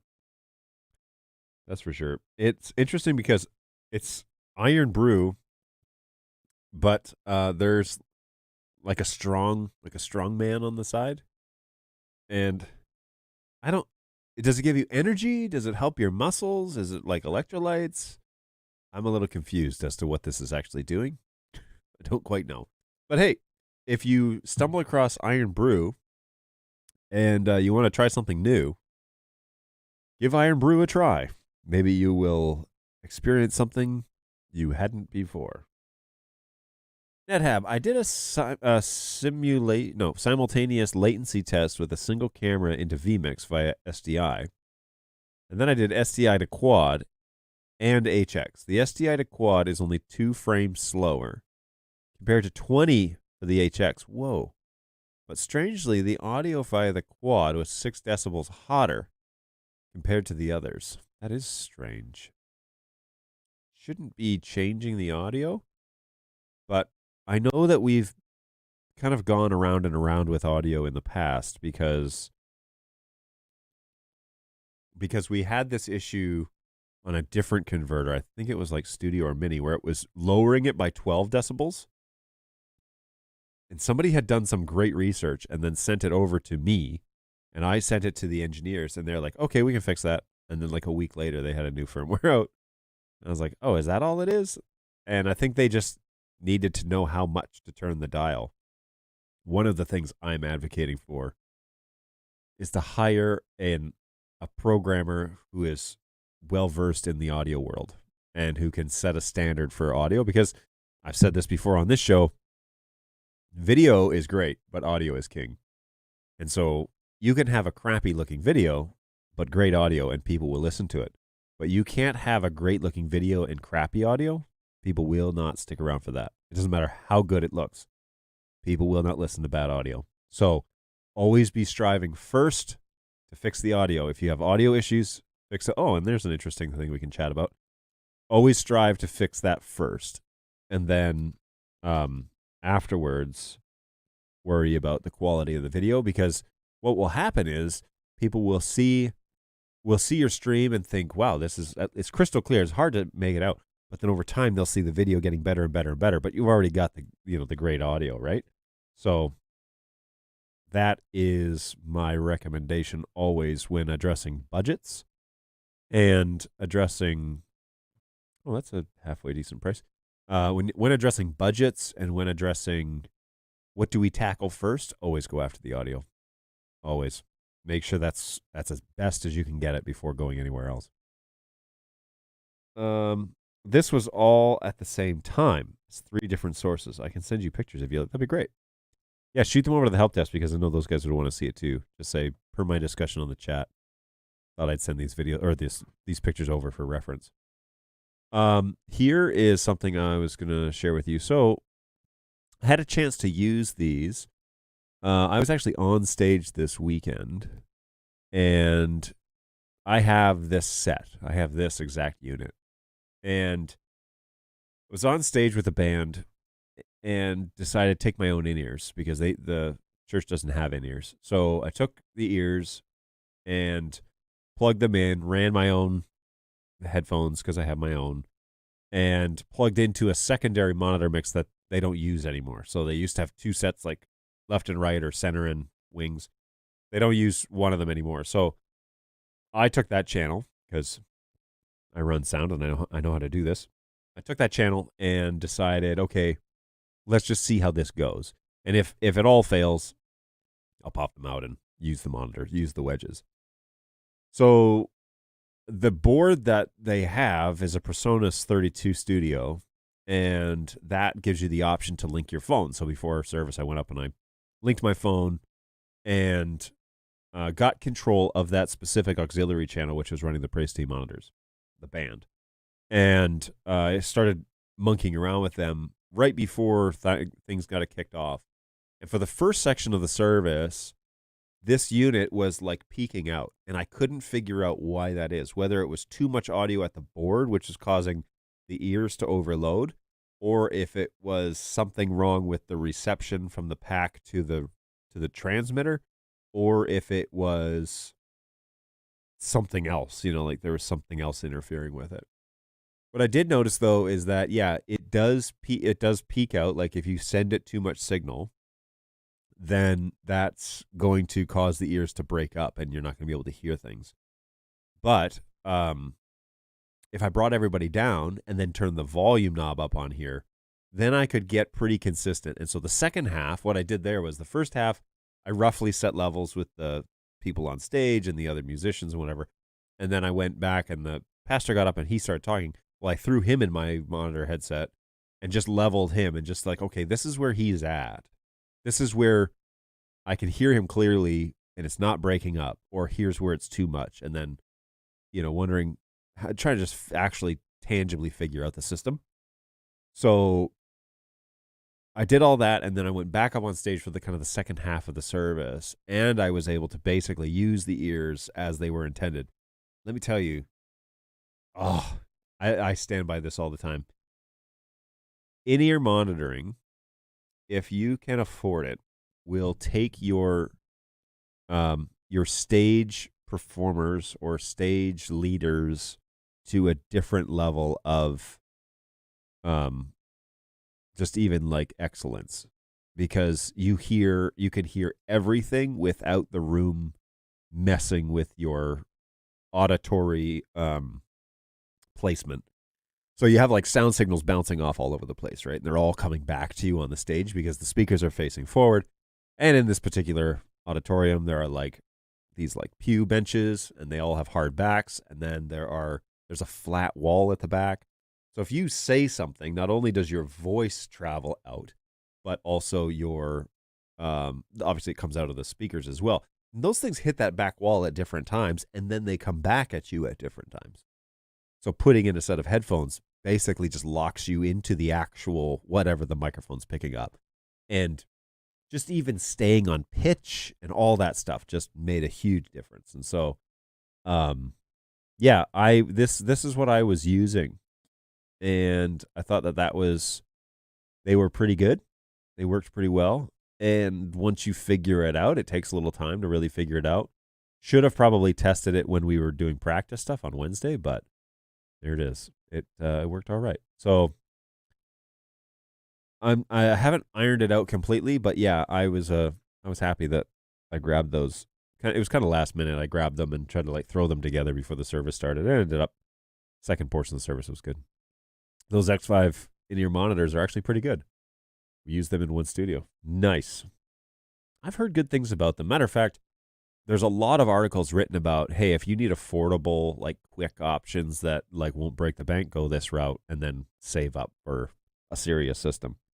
So the audio is usually neglected because of a misconception that the success of a video production highly depends upon the quality of the video. That statement is absolutely the truth. It really isn't about the video quality. You can output 720p or even standard def, but if you have crystal clear audio, people will watch it. But if you have 4K or 8K and the audio sucks, nobody is going to stick around. And that is really interesting. It's one of those things that you're like, well, that shouldn't be, but it's absolutely the truth. You know, I can't even stand listening to the wrong broadcast. So here's an example.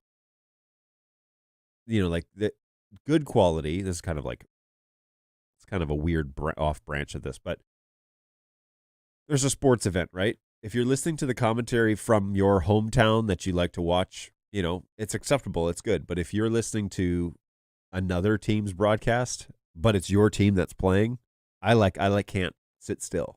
And so then I'm picking apart all of their analytics and everything. And sometimes you don't have a choice but to listen to it. But normally the video can be subpar or okay.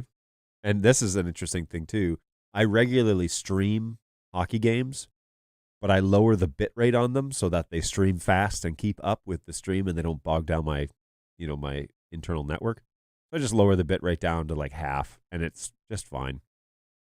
But then the audio is crystal clear and it keeps up and it's consistent. I will watch that all day, every day. But if I turn it up to 100 and then full bit rate and then I can't, the computer can't stream that fast enough or the internet slows down or I get throttled for some reason, then the video breaks up and everything kind of like starts glitching out. Like you're not going to sit around and watch it and be like, well, at least it's a good picture. No, you're not going to do that. You're going to find a different stream. That happens all the time. We can't use anything that's 2.4 gigahertz range due to being in a big city and multiple other tenants in the building that bring all their own Wi-Fi routers. And see, that might be the problem that I was experiencing. I may have interference on the 2.4 gig network, but I don't think they sell a different version, right? So I think that this is the only option that I have at this price range. So the other thing that I love about this is that you can order bundles with like 4 receivers. I think the thing says it'll do up to 8 on a single channel. So you select the channel here that you want to broadcast on. Maybe I should just like selected a different channel and tried that and see if I could clean it up. Which also begs the question, well, what is this channel selection actually selecting, right? So is there a way to, let's see, specs, is there a way to actually pick which tuning bandwidth you're on, or is it literally going to be on the Wi-Fi range? Because you would think that it would have been better to not necessarily set the ranges the same as Wi-Fi, because there was definitely Wi-Fi in that room, and that might be what was dropped. However, then I went out into the lobby while the pastor was up on stage, and I walked around behind a glass wall, like it's all steel and glass that you can see through to the auditorium. And glass is like a huge, you don't want to transmit through glass. It's this, and it was perfectly fine. There was no issue with it. The receiver was on stage behind like a decoration, and there was no issue hearing, him in the headphones. But then when I was like moving around or I was on stage or, whatever, then it was when it was dropping out. So this is where I was like, well, I haven't really figured out what the deal is with this. So maybe I need to research that a bit as to what is the actual the range selectors, what are they actually changing? Because if it's not, oh, come on. What's the story here? Oh, it's a Mac. That's right. Let's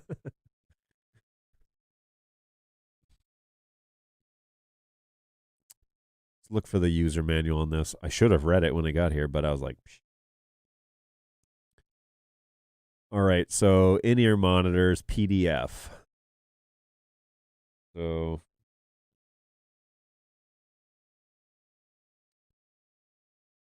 oops, sorry. Though there's no different version of this, but you can change the channels. So what am I changing when I change the channels? Just the hertz rates within that 2400 range? Seems like the live show on audio would be fun, seeing the discussion happening over it before the actual show. Seems like the live show on audio would be fun, seeing the discussion happening over it before the actual show. It's true. Like, what are we going to actually talk about? So you don't want me to prep with Anthony? It's hard to avoid interference. Unlicensed spectrum is scarce and heavily, that should be polluted, is what that word should be. Here's a UHF version. Yeah, and I was going to throw this up here too to just kind of show. I've got the user manual open. Add this to the stream. So this is the PDF for this function. And we'll just zoom in so that you guys can see something. There we go. So yeah, let's scroll down to where channel selection. So here, it has 6 channels. What? 6? I thought I had 8. Oh, there's 6. Okay. Use the channel selection button to receivers, yada, yada, yada. Yeah, align them with the correct ones. Volume adjusting. This is what line gives you plus 4 dB, but aux is negative 10. I was running on aux. I found out afterwards. So that might have also been the issue where well, maybe not. Maybe not. So creating a mix, creating monitors with XLR. Yeah. Okay, here we go. So frequency tables, channel 1. What about 4?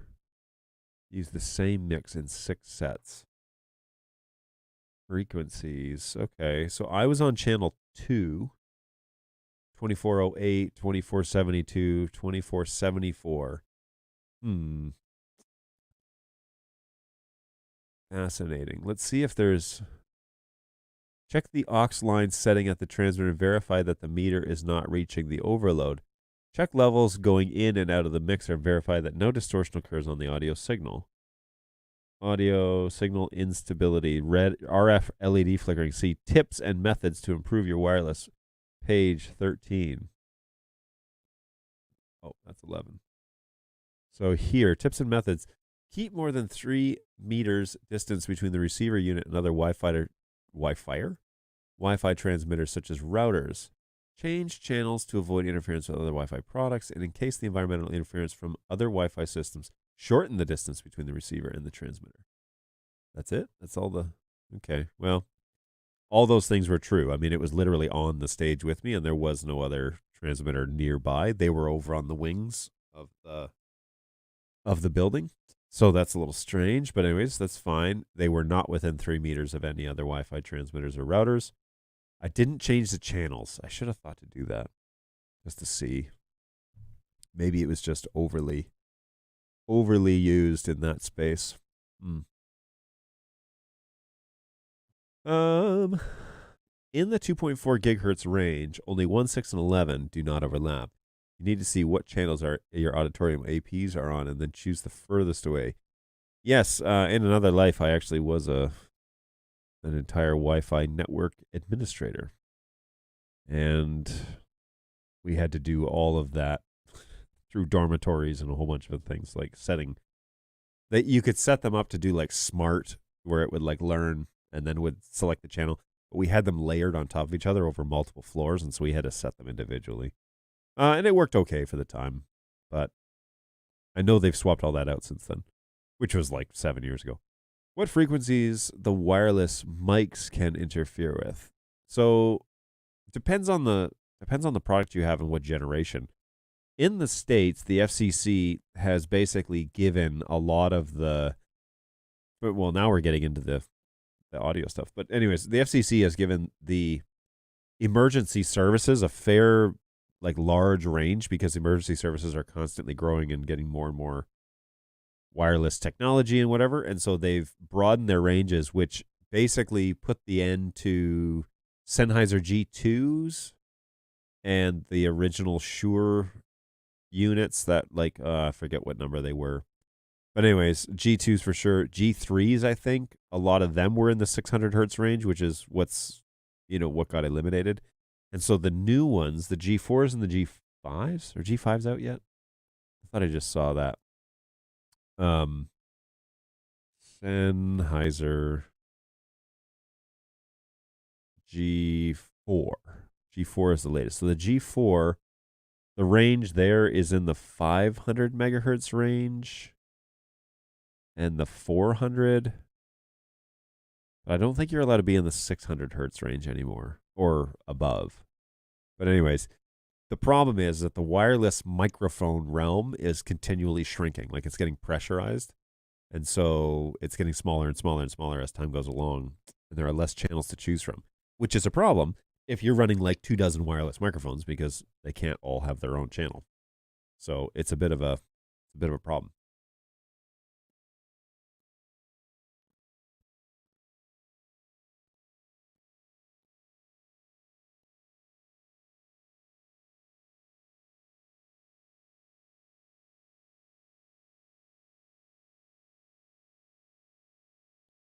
Sorry, I had to chew that off, Mike.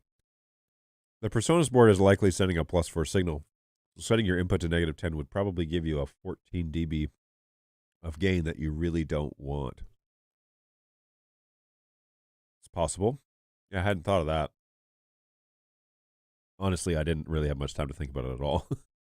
But yeah, now that you think of it, one of the pieces that I was thinking about while setting it up is that the output on the board, I had no control over the master output in the auxiliary channel. I could only control the individual signals coming from the microphones. So I didn't have the ability to dial it down, so I could bring everybody's channels up to make it nice and level, mixing to 0, if you will. I wasn't able to do that. So I really need to spend more time with it, especially if we were to recommend going to an in-ear system, which I've done in the past, just because I think it would be a lot better for the musicality of the group. But I have used in-ears for years. I mean, I've been on stage with in-ears for years, and so it was second nature. Once I got them working and kind of leveled as I wanted them, that was no problem for me. But, I didn't really get into it like I should have at the board. It was just time. I didn't spend any time doing it other than when I was literally on stage. So channels 2 through 5 will interfere with both channels 1 and 6. So in this in-ear system, though, that's not really what we're saying here, right? It's not channels 1 and 6. Because if that was the case, wouldn't they give you the option to go to 12? But I need to look. I need to look at the specs and compare them to the ranges of wireless, and then I can find it exactly. I think there are 2 access points in that room. And so, yeah, I need to find the one that it's not on. Hopefully it's not. Hopefully one of the free ones is 1 or 6, but I'll have to do some investigating. I actually don't have eyes on that side of the network anymore. I would need to ask the school, which owns that building. Want to keep in mind before choosing a wireless question. What to keep in mind before choosing a wireless microphone?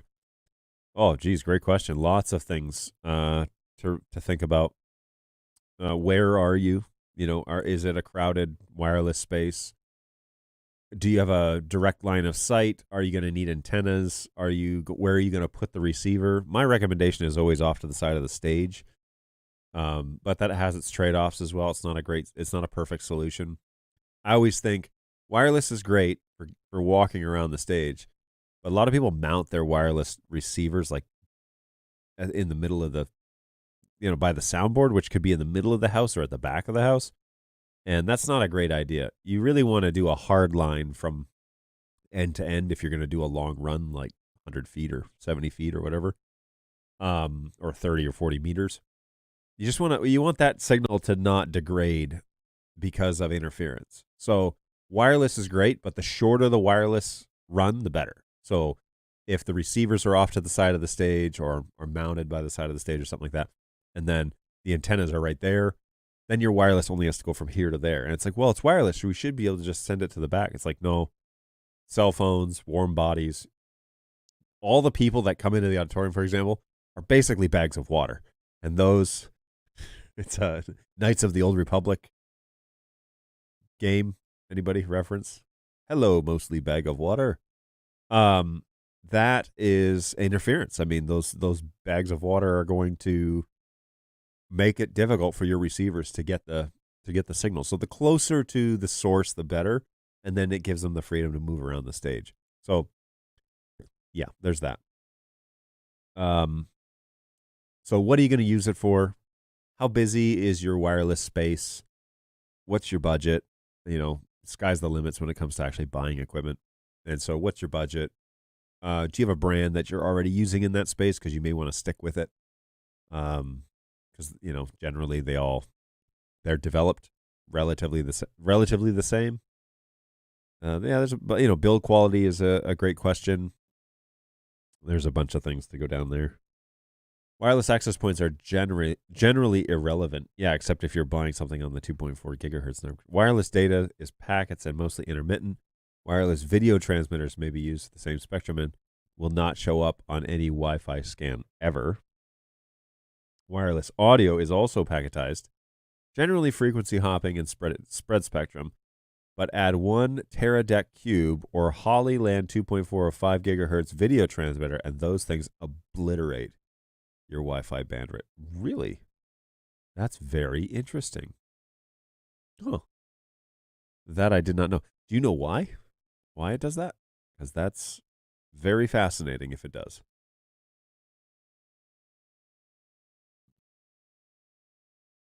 I'm going to Google the Teradek Cube.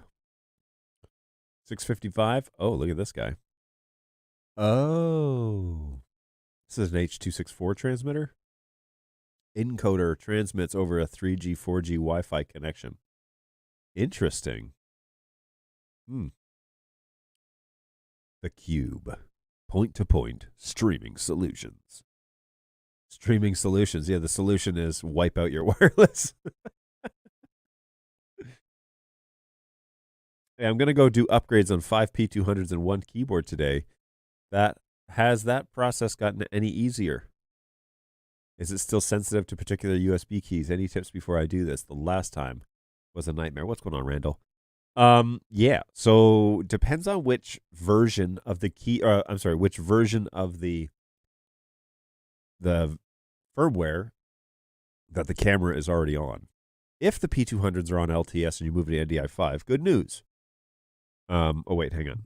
If it's going to NDI 5 from LTS, Good news, everyone! then you just have a firmware file that you need to apply in the system menu, and that is a process that generally is done without the USB stick. If, however, you have a 3.3 camera, you're running NDI 3, you got to get it to LTS first before you can go to 5. But the long-term support, LTS, the long-term support firmware was the baseline for then enabling this one file update.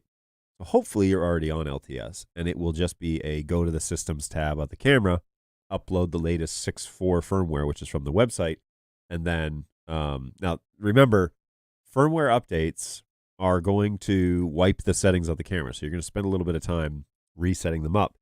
But the reason why we do that is to make sure that there are no existing gremlins in previous firmwares. We rewrite everything so that you can be sure that the install is clean. But to do that, you have to wipe the memory. So heads up. Now, the keyboard does or did require a USB update. It generally likes fat drives, and it likes small drives. So 128 megabytes, not gigs, megs. When you format, be sure you follow my video that I made, and it's available on the knowledge database. But in short, you go to the disk utility option, and you delete the partition on the USB so that the entire thing is unallocated. And then you right-click, say New Simple Volume, and make it 128 bits. Okay, it's megabits. So, but anyways, 128, sometimes 256 is fine. You're going to make that file as small as possible. And it's not partitioned. Okay, the whole volume is deleted. It's unallocated space. And then you only allocate 128 megs for that specific drive. So when you plug it in, it's not that the computer sees a partition of 128 megs. It sees that that's all that drive is. So then you drag that bin file on there and then do the USB. Now, I believe that the USB update for keyboard is still the FAT format, FAT, or FAT16 if you want to get technical. FAT16. And I also believe that somebody told me that exFAT, if you're a Mac user, exFAT works.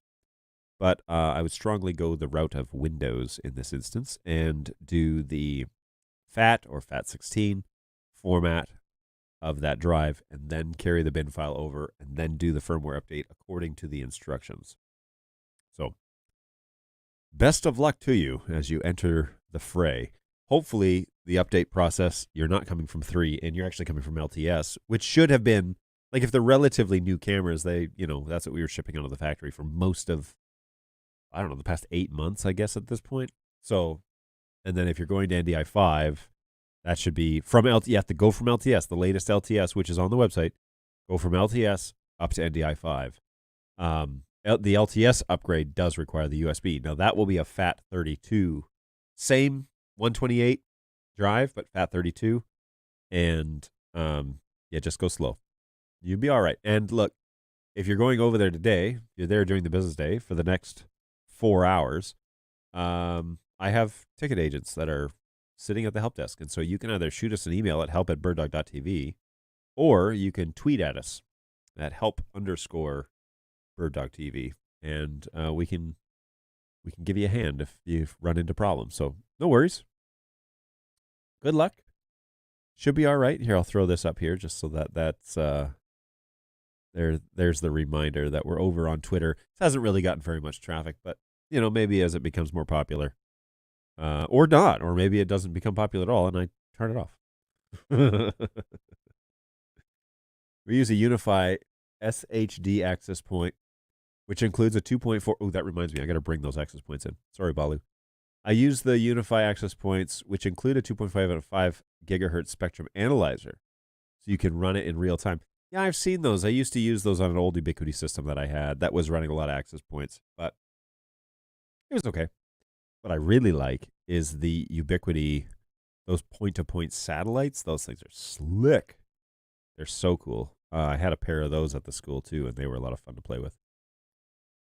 Hollyland uses Wi-Fi to transport video. I don't believe in that at all. I have a transmitter and can directly connect my tablet to it as a receiver. That's cool. I've never seen that.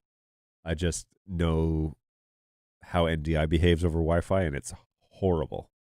Horrible. It lets up like a waterfall when we turn on our Teradek Bolt. Oh, wow. That's funny. That I could understand. That would also be alarming. Is there any software that will export my camera settings so I can go back to that after I update and reset the cameras? No. There is no export option on the camera to export settings. We had that a long time ago in cam control, but it wasn't exporting the right things. And so we had the option, but then people were very upset because it was delivering results that they weren't expecting. So we had to just turn that off because it was a huge headache. So yeah, no, it will wipe the camera, and you'll have to set them up again. Any plans to put a small screen in future versions of the BirdDog PTZ keyboard? Well, I don't know what the PTZ keyboard future holds, to be honest with you. It's the first iteration of our controller that we've ever made. I was thinking, long ago that the keyboard could have it like an HDMI out, and then you could plug any screen into the HDMI port, and then you could see what it was that you were doing. But instead, BirdDog used the power of NDI to just generate the router, the keyboard router. So now you can just use any computer on your NDI network to watch that keyboard router feed. And that, quite honestly, is way better than my idea. I think. They announced that, and I was like, hang on. So when you call a camera, it shows the feed inside keyboard router, and they're like, yeah, that way you can just monitor what it is you're doing. And I thought, man, that's awesome. It's so cool. It's such a great idea. So kudos to the engineers for being way smarter than me again, which shouldn't shock anybody, to be honest with you.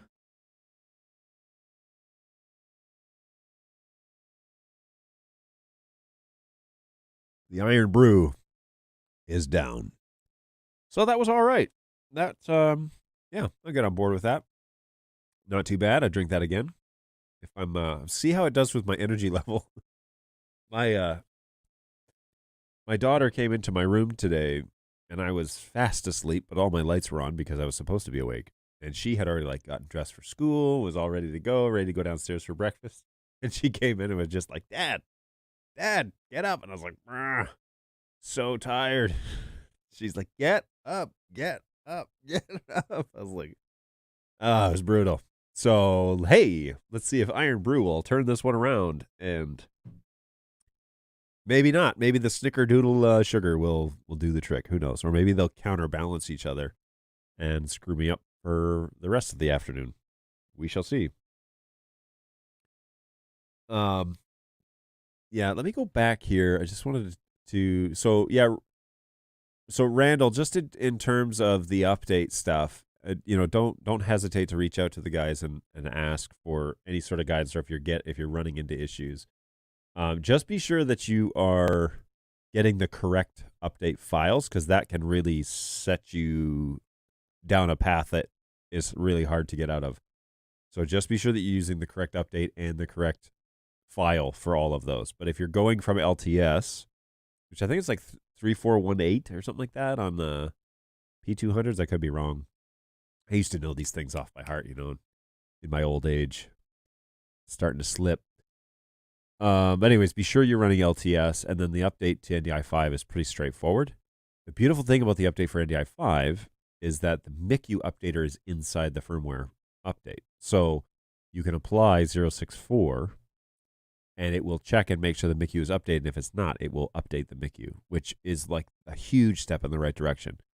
Because we've had all these cameras that are installed in like hockey rinks and way up in rafters and concert venues and stadiums and all these places that are not accessible. You have to get a lift or a scissor lift or something to get up there. They thought, oh, there's another update. Is it a baseboard update? We were like, yeah. And they're like, never mind. We're not doing it.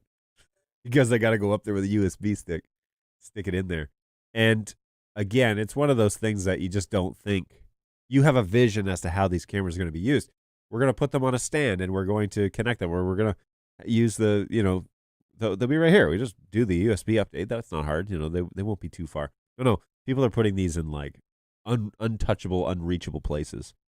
So we definitely needed a way to connect to them and do the update fully without needing to touch the camera. And it's a huge step in the right direction.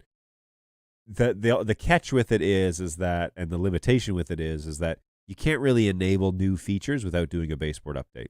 And so, like a full-on baseboard update, which means that if we ever enable any new functionality of the camera, like at the raw level, it will probably involve another USB update.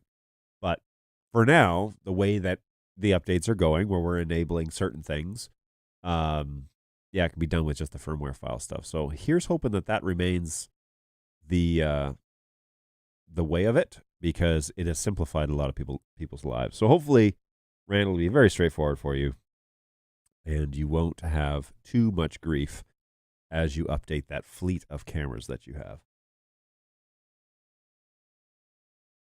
All right, let's use the ultimate palate cleanser and use the coffee. I'm going to save the Gatorade Zero because I'm about to float away over here after drinking that whole bottle and all this coffee. And it's been 2 hours since I've been on this show. So probably need to call it quits, folks, because, time is of the essence and daylight is a-burning. Here in Michigan, the sun goes down at like 4 o'clock. It's brutal. But yeah. So I just woke up. Any update on Australia-friendly event? Any update? A Hill from Oz. Is your name A Hill, or is your name is the tag name just A Hill from Oz, like you live on a hill? Anyway, I just woke up. Any update on Australia-friendly event? What event are you referring to? You want people on this show from Australia? Maybe. Eamon, I said I guess it was last week when I was thinking this through. I said the only guy that would really probably be awake enough or would be able enough to do this is Eamon. But that dude has had some life changes, and so I don't know if he's going to be available in a couple of weeks to do that. But he's still with us. He's still here. It's all good. He just he's had some stuff, positive things happen in his life, and so Australia time friendly. Oh, I see. Not on a regular basis. Is this a request for that? Because what I should do, we should plan once a month to do an afternoon show, which would be a morning show for them, right? But like a Thursday afternoons, because that's their Friday morning. How could I do that? Where we could have like Dan 1 month, Eamon. That's like such a good idea. We talked about this in the past, and now you've brought it up, and now I'm going to ho-hum about this for a while. Yeah, it'd be a great idea, eh? You could have them join the show. There's some other ELT members that, you should learn who they are. But yeah, Dan and Eamon for sure. Probably Pav. Pav has been in the audience before when he was living in Poland. He's actually back in Melbourne now, living in Melbourne. The flux capacitor.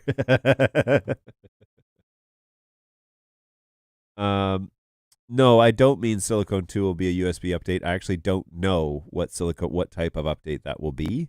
I'm hoping it's just a firmware update, but I don't know. I'm not designing it, so I don't know. I hope it's just a firmware update, but I don't know. So yeah, it would be great to have a special, maybe I can talk to them about doing that, because I'm sure you guys would enjoy chatting with them, and it would be great to have some interview time and just some FaceTime, and can go through some questions. I know whenever they're on, the chat's just like, what about this? What about this? What about this? What about this? You guys save it for them. So I'm saying hit me with these questions. But anyways, we could totally do that. I think that's a possibility. Definitely need to, and I need to, you guys may not know this, but I have Twitch personalities. I hired Twitch personalities that work in this office. They game and they do stuff. They have podcasts, and there's stuff happening with these guys. It's just not an NDI show. But yeah, there's lots to talk about there, I guess. What is the ETA? I know on Silicon 2.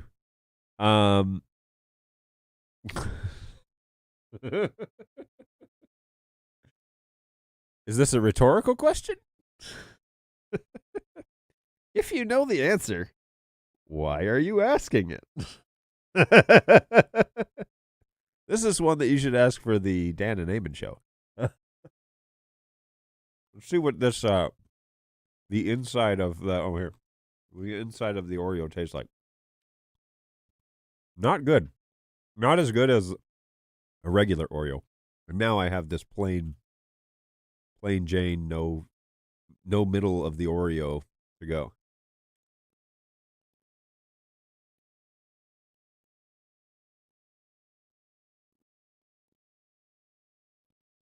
Personalities. That's the right term, NetHab. Personalities. Loosely? Well, to be fully honest, I don't know. I don't know where the project is. But I have some pretty close connections with the guy that does the QA. And so he has heard rumblings of it, but I know they're still working on it. Like it is, if not probably the second highest priority of the engineering realm. So that is probably as best as I can do. Unfortunately, they haven't given me any sort of time frame or launch date or anything like that. But that's the estimation, honestly, is once it gets to QA, then it's probably a week or two away. But it's not at QA, so I don't know. I don't know what the realistic expectation I can give you there. That is the honest truth. I don't know. Trust me, we have been waiting with bated breath. But it's taking longer than I think we anticipated, mostly because it's extremely complex. It doesn't look it, but it definitely is. So we want to get it right, too. We don't want to launch something that's half-baked. We want to be sure that it's ready to roll and that it delivers the things that we say it will deliver on launch. And I don't even know what that is. I don't even know how to define that for you yet. But like, what will be a part of the initial launch of Silicon 2? So we will have to go from there. Well, I think highest priority, there are several things at the top of that pile. Quad is at the top of that pile for sure. OG4 is at the top of that pile, and then Silicon 2 I think is at the top of that pile. Shortly thereafter, NDI 5 for converters, the final converter firmware for Studio Mini, or the NDI 5 version of it at least. And I think that's mostly it. But yeah, some of the Studio Mini haven't had an update in over a year, right? So they're due for one. And Dan did announce on Facebook that NDI 5 will be coming to those platforms, and so that's great. But I don't know where they sit in the level of, Quad is the really big, it's the big expensive converter, and so we need to finalize that one first. Along with, I think Silicon 2 is the team is pretty big. Okay, so it's not like all the engineers are doing one project; they're spread out over multiple projects, especially on things that they specialize in, because we don't just hire random FPGA engineers. We hire specific guys that are for specific projects, and so those are the projects that I know of that are going on, but they've been going on for a while, so it's not really a secret. So yeah, Silicon 2, it's on that list. If it's not the highest, it's one of the highest. I know Quad is up there too, and I know that the NDI 5 firmwares for converters, including Studio Mini, that's up there as well. So we're hoping that that kind of as a cascading effect, that we've got multiple big projects ongoing. And when you complete one or you get one pretty much done, those resources then can be put onto, it's like the snowball effect when you're paying off debt. You put those engineers on that project and add them in and start to roll it out. And then once that's done, then we can get everybody on the last project and roll those through, and then probably siphon guys off to do bugs and one-off fixes and patches and what have you. So it's exciting, but there's a ton of work that's going on. I don't doubt that at all. I know those guys are crazy busy, and they're doing really complex things, which is astounding. But there's a lot to do. So we will see. We'll see what they say. Yes, fingers crossed for Silicon 2. Okay, folks. Well, I do need to go, and hopefully you guys have had a good couple of hours here on the show. Thank you so much for joining us. We will be back, of course, on Tuesday and Thursday at 11 a.m. Eastern Time right here. So Thursday this week, and we're going to do a little bit of chat about audio over networks. And I'm still going to try and drum up somebody to join me, but if not, it may just be me. But we're going to try and talk about audio over networks and just ways that you can use those items in versatility. But I also want you to come and bring your experience and bring your knowledge base and contribute to that conversation. So plan to have a chat about that. I don't know what I'm eating on Thursday, but I'm sure it'll be something. We'll probably go with the Gatorade. This one is Glacier Freeze, and so I'm bummed that I'm not going to do that one today, but I'll do that on Thursday. And so, of course, feel free to join us. We are going to plan on doing that NDI audio and maybe Dante audio on Thursday. Talk about audio on your network and best practices and things that I know. And then you bring things you know, and we can discuss it, and we can all be better for it. So please plan to join us on Thursday at 11, at least 11 to 12, but it will probably be longer than that because audio is not a small topic.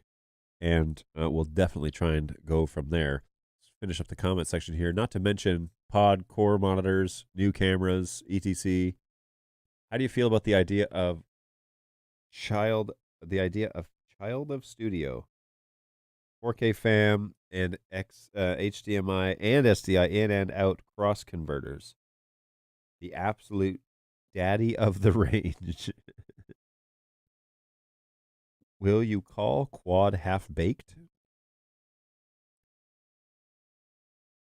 The quad launch was very strange because we announced it in April of 2019. Not that long ago. But anyways, but by November, people were like banging down the doors saying like, we just want it. We don't care if it's not done. We just want it. So we launched it. I mean, the demand was so high that people just wanted it. And so we started shipping it and said, look, this isn't done. Don't get upset when you get it and it's not done. And then, the market did what it did and turned around and was like, check out this new quad. It's, it does all this stuff. And we were like, whoa, whoa, whoa, whoa, whoa. It's not done. It's not done. And the market was like, it does all this stuff. And so it like got way ahead of us. Way ahead of us. And so well, anyways, lots to talk about there. But quad got way ahead of us. And so it is, it was a good learning tool for us. I won't say it's half-baked. I'll say that it was just launched it was even like talked about long before we should have said anything about it. And then, you get nervous because you don't want the market to figure it out and catch up and make something and you not be first to the fight. But it also, we probably should have waited until NAB the next year or longer and spent some serious time like developing it under wraps and then launching it, with certain features ready to go and listed and then enable things as we go, as Bird Dog normally does. Like that's the story of Studio, right? Started with a very basic function. We expanded from there. So that really should have been the model that we did there. But in hindsight, we should have waited. So it's still in beta. I mean, it's still a beta firmware, and the NDI versions have changed since the launch. Like we were in NDI 3 back then. So now we're in NDI 5.5 right now. And so we're trying to like catch up and figure out how to get it all done and packaged before NDI moves on again. So here's hoping that NDI 6 doesn't launch in April. I don't know anything about NDI 6 or like what their plan is, but yeah, I wouldn't go as far as to say that. I would just say it's been out ahead of us for too long, and that's why it's one of our top priorities is we got to get it done. And that's the deal, Okay. Hey, great show. Hey, Ross, thanks. Appreciate that. thanks for checking in across the pond over there. I'm jealous of where you live. Hopefully you have a great couple of days and you'll join us again in the future. Go Webb, as always. Thank you, sir. Have a great night. Say hello to your daughter for us. Appreciate it.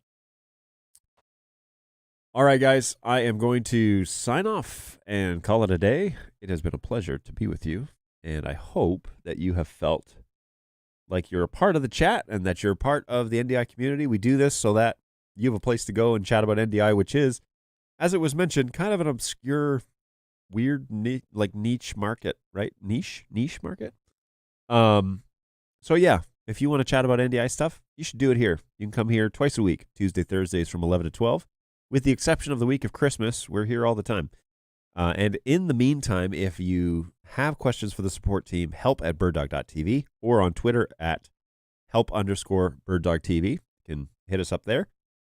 And if you have questions about products, pre-sales, hey, I'm thinking about doing this with the device or with NDI. What on your fleet can do this? Hit up hello@birddog.tv. We have pre-sales guys that live all around the world, and somebody probably that's covering your zone. And so we can get you in touch with them, and they can walk you through kind of the thought process as to how all of that works. So I am I'm thrilled. End of the year's coming up quick. This year went by really fast for me. And now I am hopeful for the new year and looking forward to the next few shows. It should be a lot of fun. Hopefully you can join us again. Take care of yourselves out there. Take care of each other. Look after this world. We need good people like that. And in the meantime, we will see you in just a couple of days at 11 o'clock on Thursday. Take care, guys. Later.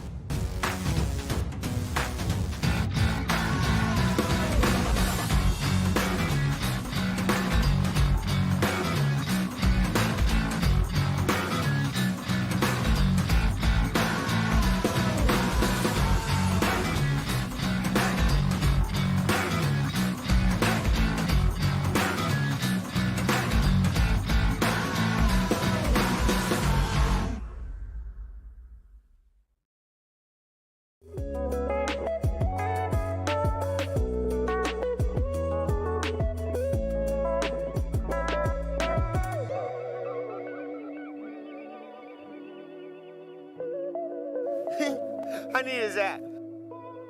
That's pretty neat.